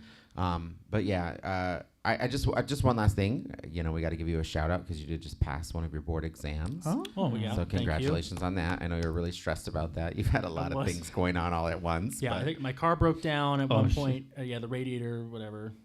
Sally the Centra, she says 2005. You know, she's gone through a lot. You know, I got to give her a break. So my car broke down, and then the board exam. She's hit a whole human, for the record. She has. This car came with me from Florida. She has hit a human being before. They lived, though. Don't worry about it. You got out the car and he was telling me this story recently, and I'm like, what the hell? Once upon a time, this was like, I think like 2000. I don't know. This car's been around through everything. It's like the movie. Have you ever seen Christine, the Stephen King? Yeah. That's what Sally is. Sally comes back. She comes back, and she's probably possessed by something that I don't think is a good demon. Now I want to hear the story of who hit who, like what? Oh, we should probably tell that after hours. But long story. He wasn't driving. Little traumatic, I think. No, it's it was shaking about it. It was traumatic. No, but and then the car went away. Like Christine, I'm telling you, this car, my dad ended up selling it. We'd fixed it, and he sold it, and I never saw this car again for a little while. And then, years later, he ended up back with the car again, and now it's with me. They're like, take this car back. It's cursed. Yep. Hey, but I'm going to say that I actually feel safe in your car as opposed to a friend of ours who that thing is like a bucket of bolts and it should not be on the street. It does. Mine has working seat belts. Yes, the seat belts. You know, the rear window, you have to push up. You know, and maybe wedge a little wood wedge in there to keep it up. But besides that, it's got seat belts. The AC blows semi-cold air, and I don't have a bottle of vodka / rum or anything like that in the seat of my car. So that would probably be a safer. We're not gonna say who that is. Anyway, okay. So the struggles of a student, right? Yeah. Hey, you know not what? My car. Sally doesn't have bottles in there. She's classy. Your car is safe. She's classy. She's a classy girl. Yes. Your car is safe, but possessed. So But possessed, for it's sure. gonna be So fine. don't get in her It's way. gonna be fine. Yeah, Yeah. don't get in her way. All right. Well, Justin, thank you for being on the podcast today. We appreciate you, and we're really proud of you. So Thank we'll you. definitely be following you here at the ReMx Podcast. That's right. I think we're gonna set him up now, right? Yes. So next up, Are you ready? Oh, I'm Justin ready. is gonna perform "Something's Gotta Give." Let's move the stuff.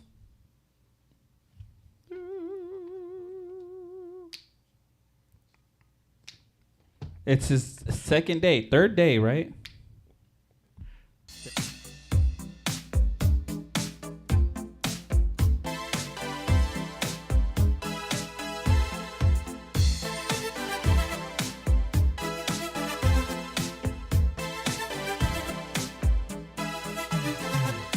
Everything you do, everything you say is like a bad film that no one wants to see.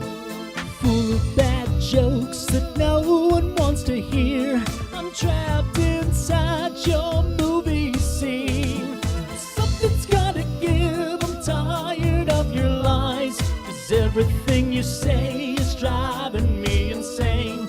Something's gotta give, I'm about to die. 'Cause everything you do eats at my brain. Something's gotta give, something's gotta give. Something's gotta give, something's gotta give. Something's gotta give, something's gotta give. Something's gotta give, something's gotta give. 'Cause every time you're home, I wanna get out. I wanna drive away and never come home. 'Cause everything you do gets on my nerves. I'm much better off alone. Something's gotta give, I'm tired of your lies. 'Cause everything you say is driving me insane. Something's gotta give, I'm about to die. 'Cause everything you do eats at my brain.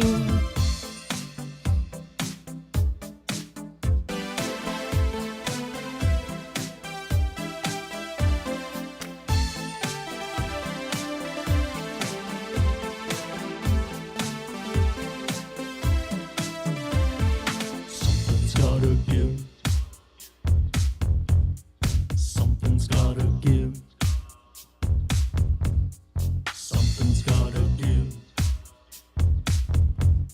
Something's gotta give. Something's gotta give. Tired of your lies. 'Cause everything you say is driving me insane.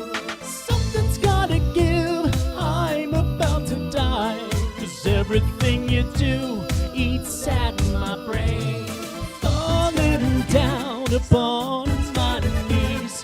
I'm begging to you, baby, please. Break these chains and set me free. I wanna get out. Something's gotta give. Something's gotta give. Something's gotta give. Oh, something's gotta give. Something's gotta give. Something's gotta give. Something's gotta give. Something's gotta give.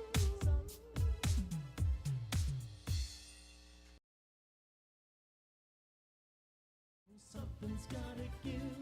Oh my God.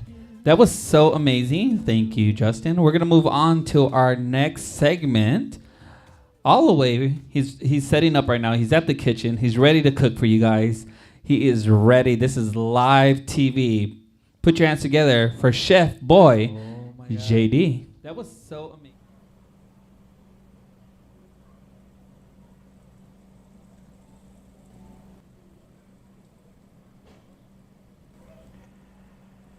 As some of you may or may not know, cooking is one of my favorite pastimes. I love to cook for people. It's definitely my hobby. Usually all of the things that I do in my life involve music, right? So, or some type of media or entertainment. So cooking, which also is also a form of entertainment because I love to cook for people. So today I'm going to show you how I make my pozole, which I'm going to cheat, and I'm going to use the Instapot today just to kind of cut the cook time down. Because, again, something a lot of people don't know is I'm a manny during the week, really. I babysit my niece weekday mornings, so I'm here babysitting her. I got to cut down some time. She's playing in her room right now, so you might hear her scream a little bit. Or make lots of noise. She likes to bang things, and she's very vocal, so she's 14 months. She's super cute. I'll bring her out so you guys can see her in a little bit. So I'm going to start with the Instapot. I put it on saute, and so what I'm going to do is I'm going to add half an onion, half a white onion to my olive oil, and I'm going to add about 4 cloves of garlic, okay? Oh, there goes the baby. All right, and so we are gonna saute that and get them nice and translucent. So we'll do that. All right, once you get these sauteed to your desired consistency, we're gonna add our beef. I have about 5 pounds of beef stew meat here. Let's get that mixed up with all of our onions and garlic. And I'm gonna season it with garlic powder. So it's about 2 tablespoons probably. Some onion powder, about the same. About a tablespoon of salt. And I like to use beef bouillon for this recipe. And I'm just gonna use that much. So I'm gonna stir this up a little bit. So that was about 2 tablespoons of beef bouillon powder. Get it mixed up. You're going to get this nice and brown, and then we will add some liquid. So one of my favorite things growing up to do was always this is beeping and telling me it's hot. Really? It's hot? I didn't know, Instapot. One of my favorite things to do growing up was to watch my mom and my nana and my grandma cook. Like, I always loved sitting in the kitchen with them and talking with them and watching them cook. So that's kind of where I learned how to cook, and my tata too. My tata is an amazing cook, so, you know, pretty much all of my family cooks. My dad cooked, my mom cooks, all of my siblings cook, so it's kind of like it's a family thing. So you're gonna saute your meat and get it to a nice golden brown consistency. All right, so once you have your meat to this nice brown consistency, you're gonna completely cover it with water. So I'm going to go ahead and do that as I spill water everywhere. So you completely cover it with water. I probably am going to need to get another quart of water, which is about 4 cups, to add to this. So I'll do that right now in a second. And then you're also going to want to season your water. So I went ahead and filled the Instapot with water to its max line, because you want plenty of liquid for pozole as a soup, right? So I'm going to add to the water a little more beef bouillon, a little more garlic powder. I kind of go crazy with the garlic. I let my ancestors tell me when to stop. A little more onion powder to the water, and then maybe just a couple dashes of salt. All right, so we're gonna get that all stirred up and ready to go. Oh, also to the broth, I'm gonna add 2 New Mexico chilies. And normally I would add a bay leaf, but I forgot to get one. So it'll be all right without it. But the bay leaf does add a nice other extra layer of flavor. So you're gonna do that. You're gonna get your Instapot covered, and you're gonna pressure cook your meat for about an hour and a half. All right, I have my Instapot cooking set for an hour and a half. Like I said, the meat's gonna come out really soft and tender. And while that is cooking, I'm gonna work on my red sauce. So a long time ago, this older lady that I know told me, don't waste your time boiling your chilies. And she told me that, and I don't do it ever since. So I have some New Mexico chilies here. I have 26 of them. So the reason 26, I know it's such a random number, but I like to use 13 hot and 13 medium New Mexico chilies, only because my birthday's on the 13th. There's no science behind it. So what I do is I take the New Mexico chilies and I break the tops off, basically, and the stems, and then I put them in the blender, right? And so I'm gonna do that, but I also add half a white onion to the blender, and I add about 4 cloves of garlic, right? Okay, so I'm not gonna have you sit through all of that. So I'm gonna do that, get the sauce ready, and then we'll talk some more in a second. Once you get your chilies, your onion, your garlic all in the blender, covered with water, I seasoned it with salt, garlic powder, and onion powder, and we're going to blend like crazy and get our sauce made.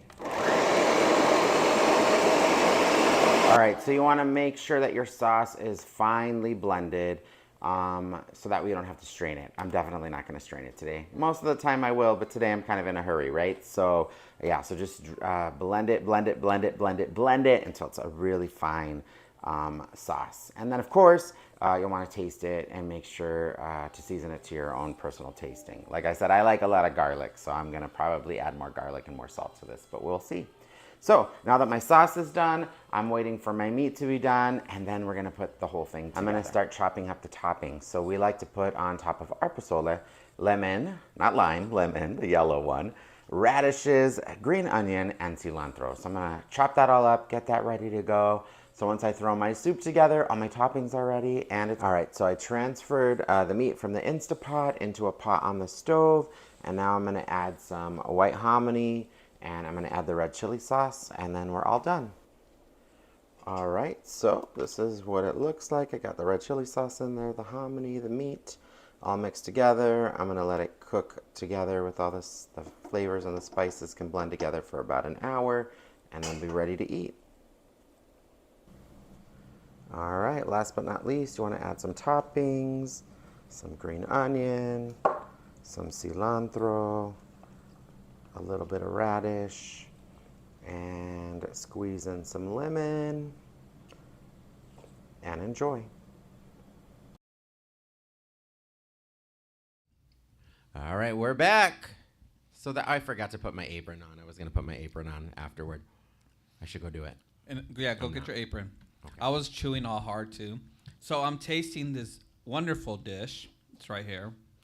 I'm not gonna lie, I had it full and I ate a lot of it already, but I'm gonna tell you guys it's delicious. So if you want to go back, look at the recipe and follow along, you can make this. If you want to hit us up so we could try your dish, that'd be amazing. We're also gonna put the ingredient list in the memos for you guys. Oh, Yeah, I'm Mexican. We don't measure. So I was I realized that today when I was like I filmed this earlier today when I was babysitting my niece, who that was actually a very interesting thing to try to do. She all of a sudden decided that she was gonna not want to be in her room. Normally in the morning she just wants to be in her playpen. Today she was like, he's doing she something. Did I'm not. Like, she could hear me talking. That's why. So she's like, ah! She kept screaming, and then I let her out. And then at one point, sorry, Justin. At one point, she like walks out from the back and is like, "Papa!" Like she was demanding that I feed her right now, and it was so funny. No, but this is delicious. It's so good. Yeah. So anyway, I'm going to do a Chef Boy JD segment once a month and share some of my recipes. I will definitely attempt to write out the recipe and post it in the comments. But I don't, again, it's like. Some things might be a pinch, a cup. You got to go with the garlic until the ancestors tell you to stop. Like I said in the video, it's true. But I love cooking. I love cooking for people. We actually used to, when I had a brunch show, at that place that I don't want to talk about. Yeah, we're not going to give their them owners anything. are MAGA Republicans. I had a brunch show at this place, and so we would cater it. I do cater sometimes. It's not like I do so many things, so it's not something I focus on. But I love to cook for people. I love to do dinner parties. I do a lot of. Oh, you're gonna figure it out and have a brunch here at the studio. Yes. Eventually, so yes. People could come out and try out your food and see an amazing show. Well, we actually might have a brunch show coming up at an actual like establishment, restaurant, place, bar, grill, whatever it's called. But so that might be coming out pretty soon. I remember you talking Yeah, because we about- were talking about doing one here at the studio, but then this other opportunity came up. So that will be. We're gonna come on a Tuesday. Jimmy cooks for me all the time. So if you guys want to come and be a live audience member, feel free to come. Yeah, or if you want to be on a cooking segment with me, reach out to me. I have a couple chef friends, too, that I want to do some segments with and learn some of their recipes, and I'll teach you some of mine. And pozole is probably my most requested dish. I realize that it's probably not authentic to some of you real Mexicans, but it's fine. Like I use the canned hominy. Oh. But I like the canned hominy because the other stuff is too crunchy. I just don't like it. I do the blanco. What's weird is my grandma don't fuck with it. She menudo, yeah, but not this. Pozole. You know what? My mom and my tias don't like pozole. I'm really. like, it tastes just the same. You know how I almost. learned how to make pozole? From my white grandfather. Oh. My white grandfather taught me how to make pozole. My tata, we call him tata. My tata, when he got out of the service, he was a Marine. And of course, we have to thank him for his service. He opted to learn how to cook, and he was a cook.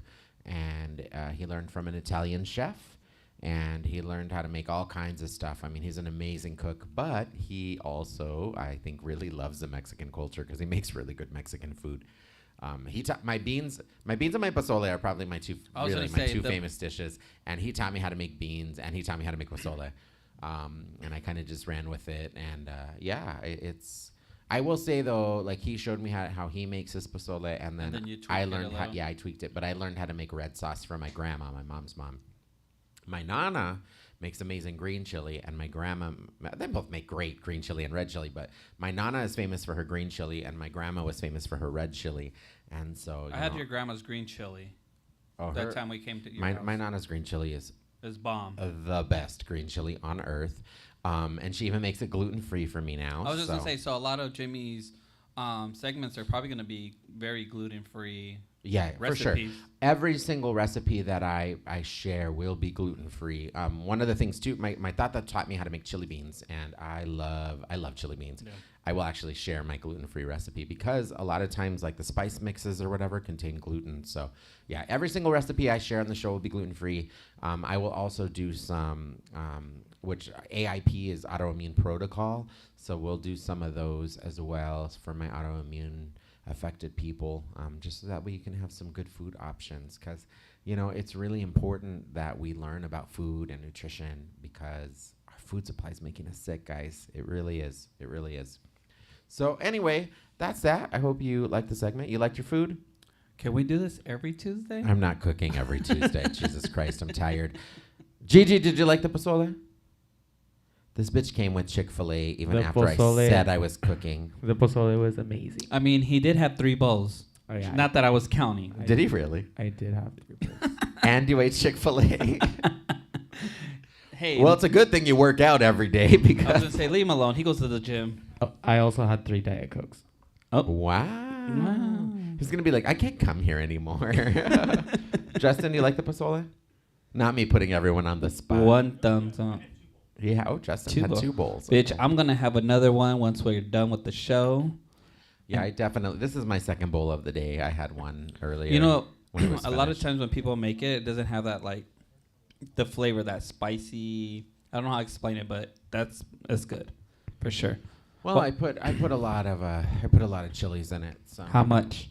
I put 26 chilies, actually. I know that. It's because I do 13 hot and 13 of the medium. And the only reason that I do 13 is because my birthday is March 13th. And so I was like, I can't do 12. That's weird. 13. Just one more. Just one more. Well, you know what? It was great. Thank you for making us food. You're welcome. I hope everyone enjoyed this segment, and editing that was interesting to do. All the cuts and shit. I had to cut out Penelope, and I was gonna show her too, but by the time I got to the end of the video, she was just not in the mood. She was going through it, and then Angel walked in at one point when I was filming because he lives in the guest house at my brother's house, and so he. Who's came in the Angel? back. The audience might not know. Angel is my long-term friend. Do you hear that, Angel? If you're watching, Angel and I were actually a couple for 7 years. they were married. We were not married. I've never been married, but Angel and I were together for a very long time, and now Angel and I are friends, and he's one of my best friends, and he's never going to not be in my life. We just weren't the right fit as a couple, and that's okay.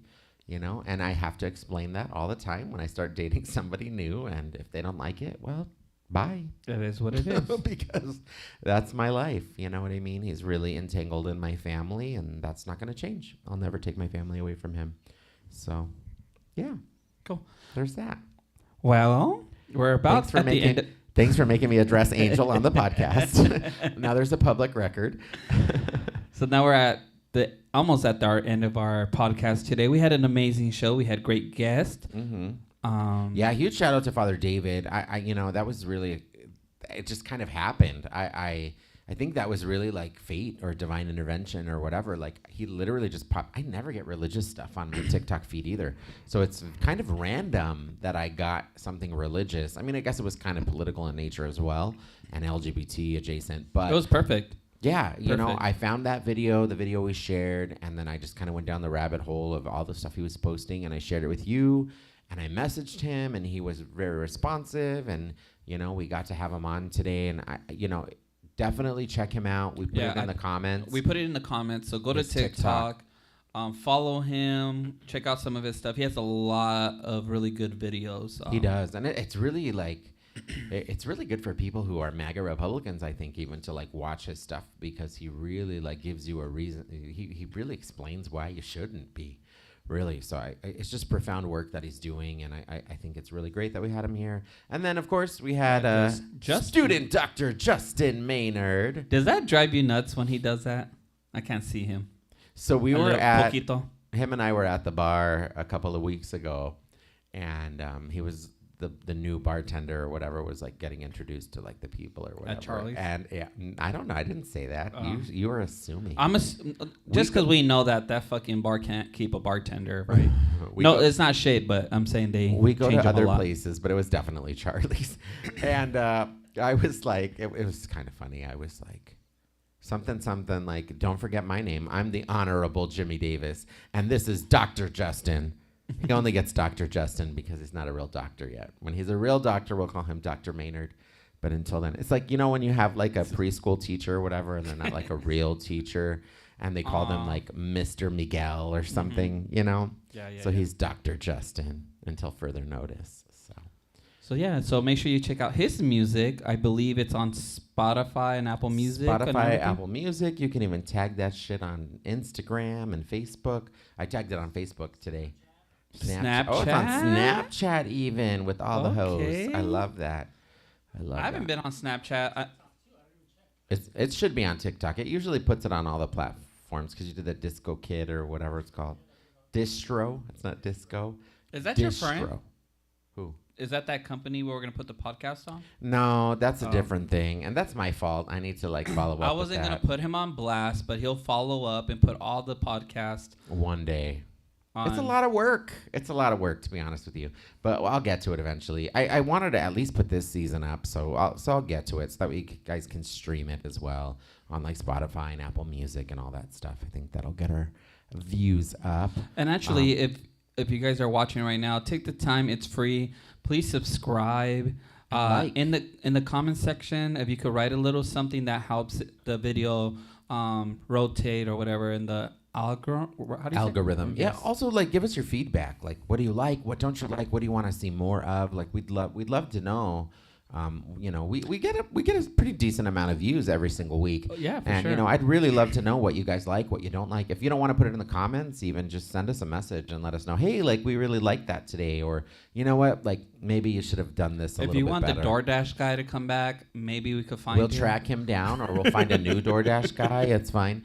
I know I get a play-by-play report from my cousin EC almost every week, so perfect. I mean, I do appreciate that. So we, you know, because we want to make this the best experience possible, and we want to continue to improve. Yeah, we have a new setup here. Yeah. It looks beautiful. Jimmy did an amazing job with that, for sure. We have our new set. We're working on trying to make the sound better and like all these different things. Like, I mean, we both work in this industry, but we have different things, right? Like sound engineering is definitely not my forte. That's a whole different science, but we're figuring it out. We're making it work. We're making the lighting work. We're doing, you know, we're trying to make improvements. Also, if we are always looking for entertainers to join us, we want a burlesque entertainer. I think Jimmy has a couple of friends. We might do that, you know. So if you're a singer, burlesque, whatever, any kind of any entertainers, we invite you to join us. I looked up who's next week, and now I can't remember to save my life. I can't remember. I don't remember. Give me 1 second. I'm going to go look. Talk about something, Miguel. What do you got coming up this week? So what I have coming up this week is actually my boyfriend's birthday, so I'm not working. We're going on vacation. We're going to go to Flagstaff. We're going to leave for like 3 days.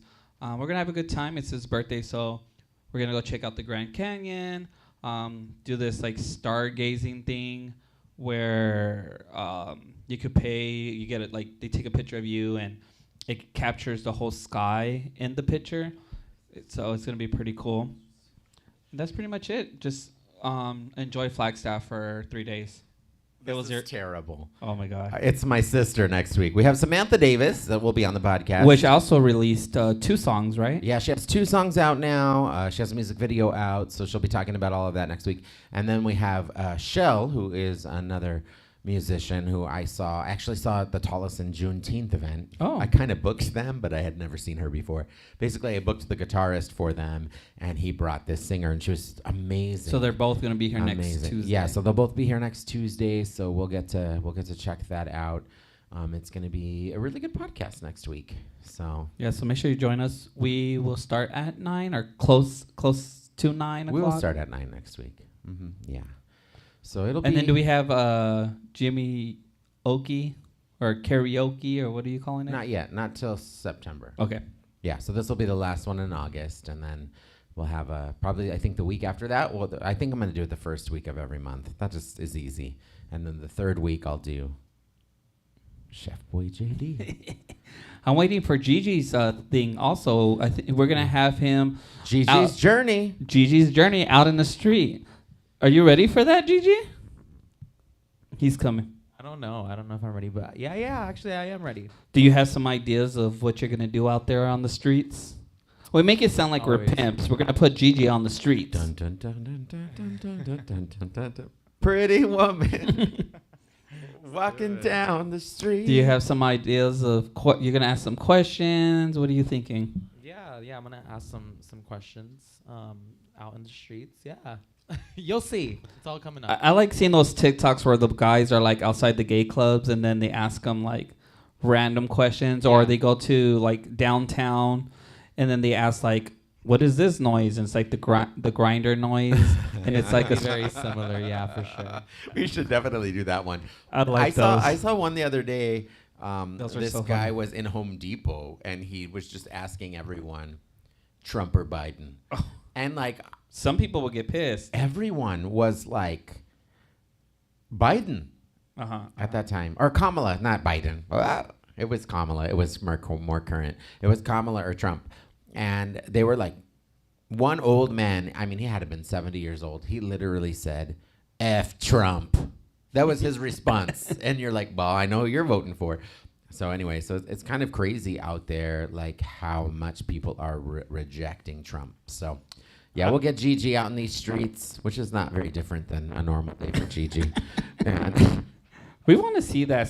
When is that coming? I want to see that soon because I feel like it's gonna be so fucking funny. We'll get together this week and we'll Okay. get some shit together for the next. I think one of my first questions that might be to ask the gays if they know what double jeopardy means. How much do you want to bet half of them won't know?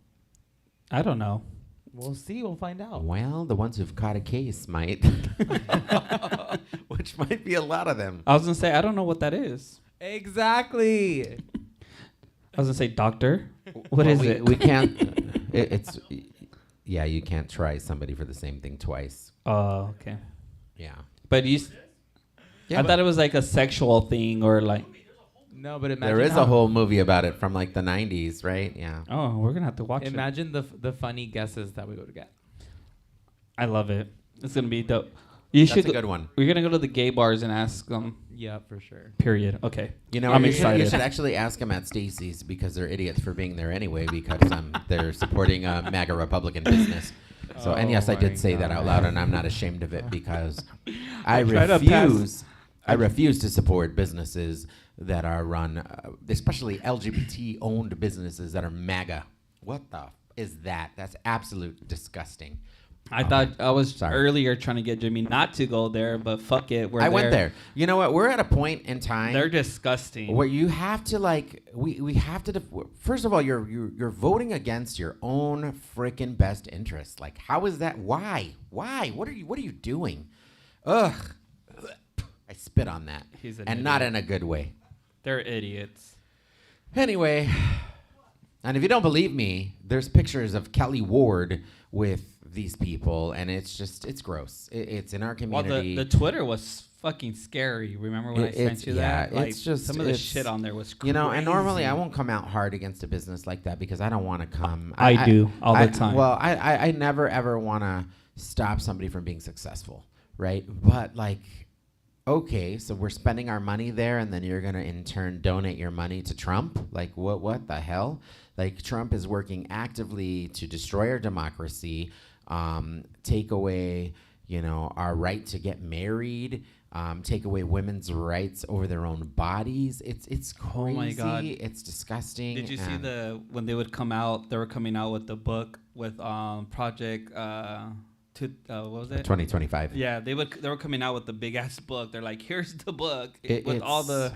It's really a scary time, right? Like, I've never been one who is so anti-Republican because, like I said when we were interviewing Father David, I am, I have a lot of people that I love that are Republicans, and even sometimes, my views, I tend to be progressive when it comes to social issues, but I do tend to be a little bit of a fiscal conservative, and I want to make sure that we, are able to pay for things in the future, and we're not completely bankrupt, right? So, you have to think logically about these policies, but there's no logic in the Republican Party right now. It is just absolute pandemonium and Hulkamania, apparently, which is just insane. And I'm a long-time Hulk Hogan fan. I had to send that to you because you were Hulk Hogan for Halloween one year. Yes, I love Hulk Hogan.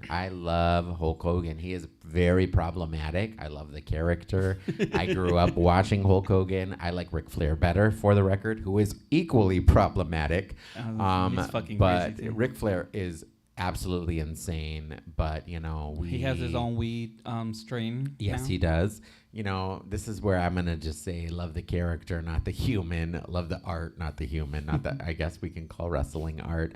But yeah, it's insane. It's insane. And even Kid Rock. I like some Kid Rock music. I'm not going to lie. His name is Kid. I'm not going to sing it because I don't want him to have any royalties. Okay. But I like Kid Rock. I like Picture. I like the art. I don't like the individual. He is crazy. He's crazy. Let's just go shoot up. You know who I'm going to love? I'm just going to love the mascot of America.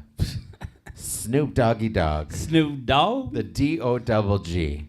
He's America's mascot. He was at the Olympics. He's great TV shows, cooking shows. He's amazing. Cereal. He has all kinds of shit. He has really just done his thing, and you got to be proud of that because he's just a boy from the hood. Right.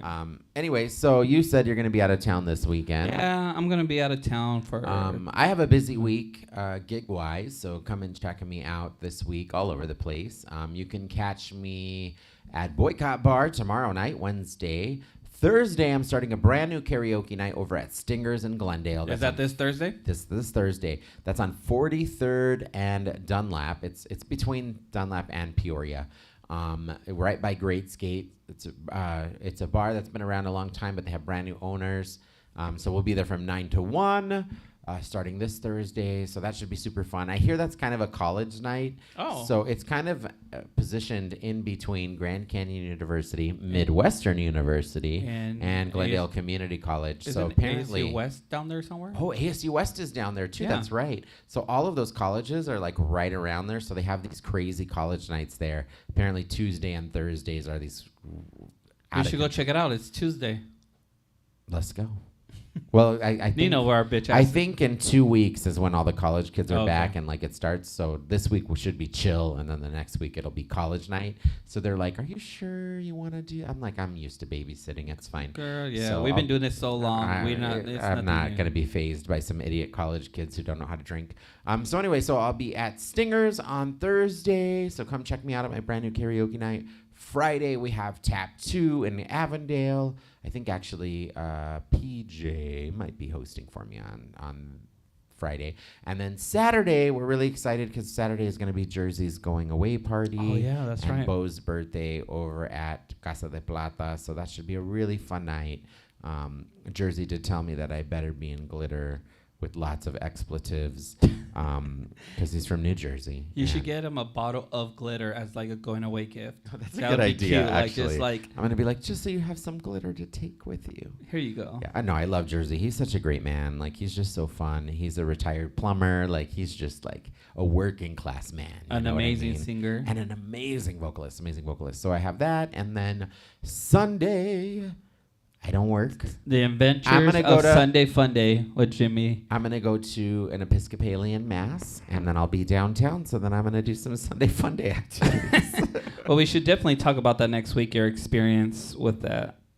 I will. I'll talk about how mass went in the Episcopalian church, because I want to check it out. And I've been to Trinity Cathedral before downtown, which is Episcopalian and Episcopal. Where is that church at? That's on Central and Roosevelt. Okay. It's right there in the First Friday Mix or whatever. Yeah, I've had the opportunity to sing there. I was going to say, I walked in there before. I used to be in this semi-professional choir called Canto Vivo. It was made up of all choir teachers and music professionals, and we would sing our concerts there very often. Great acoustics, beautiful, beautiful, beautiful church. So it'd be kind of nice. I've never been to a church service there, so let's see what Catholic Light is all about. Yes. And then next week we have Shell and Samantha Davis right here on the ReMx Podcast. So that's right. Yeah. Wow, we're 3 episodes down in season 2. That was quick. Before we let you go, I just want to put in my plug real quick. We do have our Labor Day weekend parties coming up.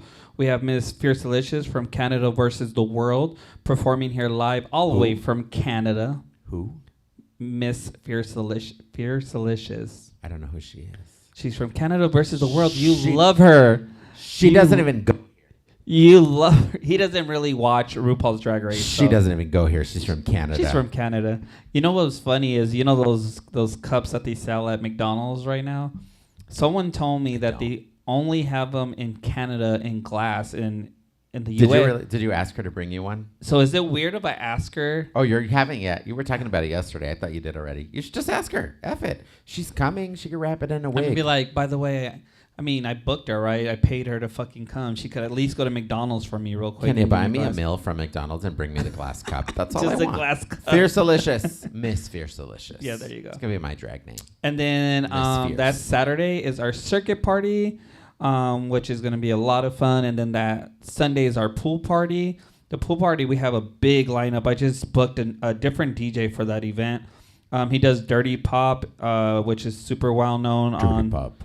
You're going to love him. Like, it's not like Gigi said, that circuit music that just goes beep, beep, beep, beep, beep the whole time.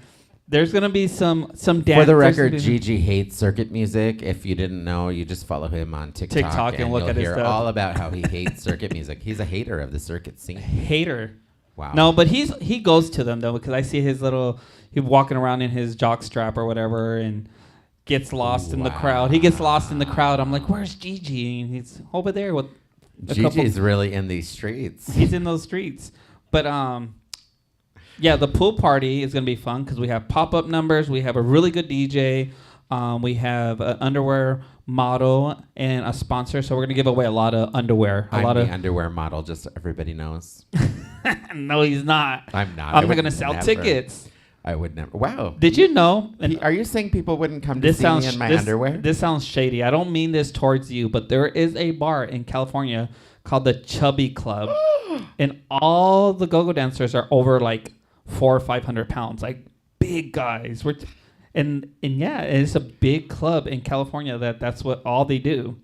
That's definitely not somewhere that I'm going to go. You should look it up. It's called the Chubby Club. But first of all, I'm chubby and cute, and I'm sure plenty of people would want to come see me go-go dance. I'm just saying. I would never go-go dance. My joints would not allow it, nor would I ever, because I would never do that. You could be in the wet underwear contest we're having at the pool party. Nothing against people who go dance, or that you making. It's an honest living. But I would not. That's just not for me. It's just not. So I'm not going to do it. Yeah. So anyway, I'm excited for your Labor Day weekend activities. I think it's going to be a lot of fun. I'm definitely looking forward to the pool party. I will be there for the pool party. We'll be at the hotel all weekend. Yeah, I'll be at the hotel all weekend for sure. I love the Clarendon. So come on down. Come check it out. And check out my karaoke nights and everything we got going on. And I can't set it up now, but for our next week, we'll have a code, and anybody that's listening to our podcast and only our podcast could buy their tickets for $15 off of whatever the price is. I like that. So the price is $30. You'll get the ticket for $15 off. I cannot wait to use that code to buy my ticket. Period. Because he don't give me shit for free. He gets some things for free, bitch. Not a whole ass. He wants a cabana. He wants the entrance. I'm like, how many people are coming with you? I don't know.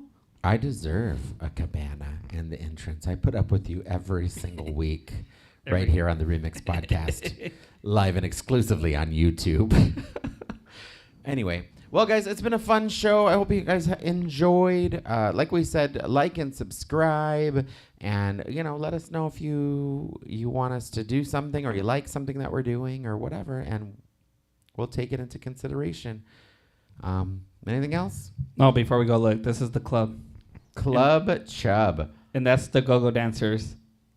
That is the go-go dancers. I don't know if we could show it on the screen. Do not show it on the screen. What the heck? That is not it for me. But there's a lot of chubby chasers. Can you see it? That is a lot. Yes, you can see it. Stop it. Take it off the screen. I cannot believe you. What? What is happening? So go check it out. What? Maybe we could get a gig, girl. At Club Shop. I mean, come on now. Maybe we could make some money because we're definitely skinnier, right? Oh, my God. I've lost 20 pounds for the record. All right, let's go. Thank you guys for listening to the remix. I appreciate you guys. Make sure you take care of yourself, your mental health. Always use the hotline if you need someone to talk to.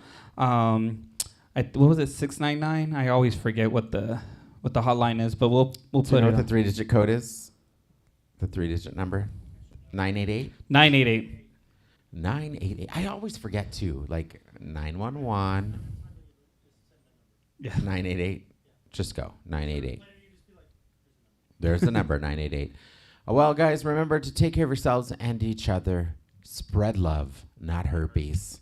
And spay and neuter your twinks. I'm Jimmy Davis. What the hell? I'm Jimmy Davis. This is the ReMx Podcast. We will see you next week right here on YouTube at 9 p.m. Arizona time.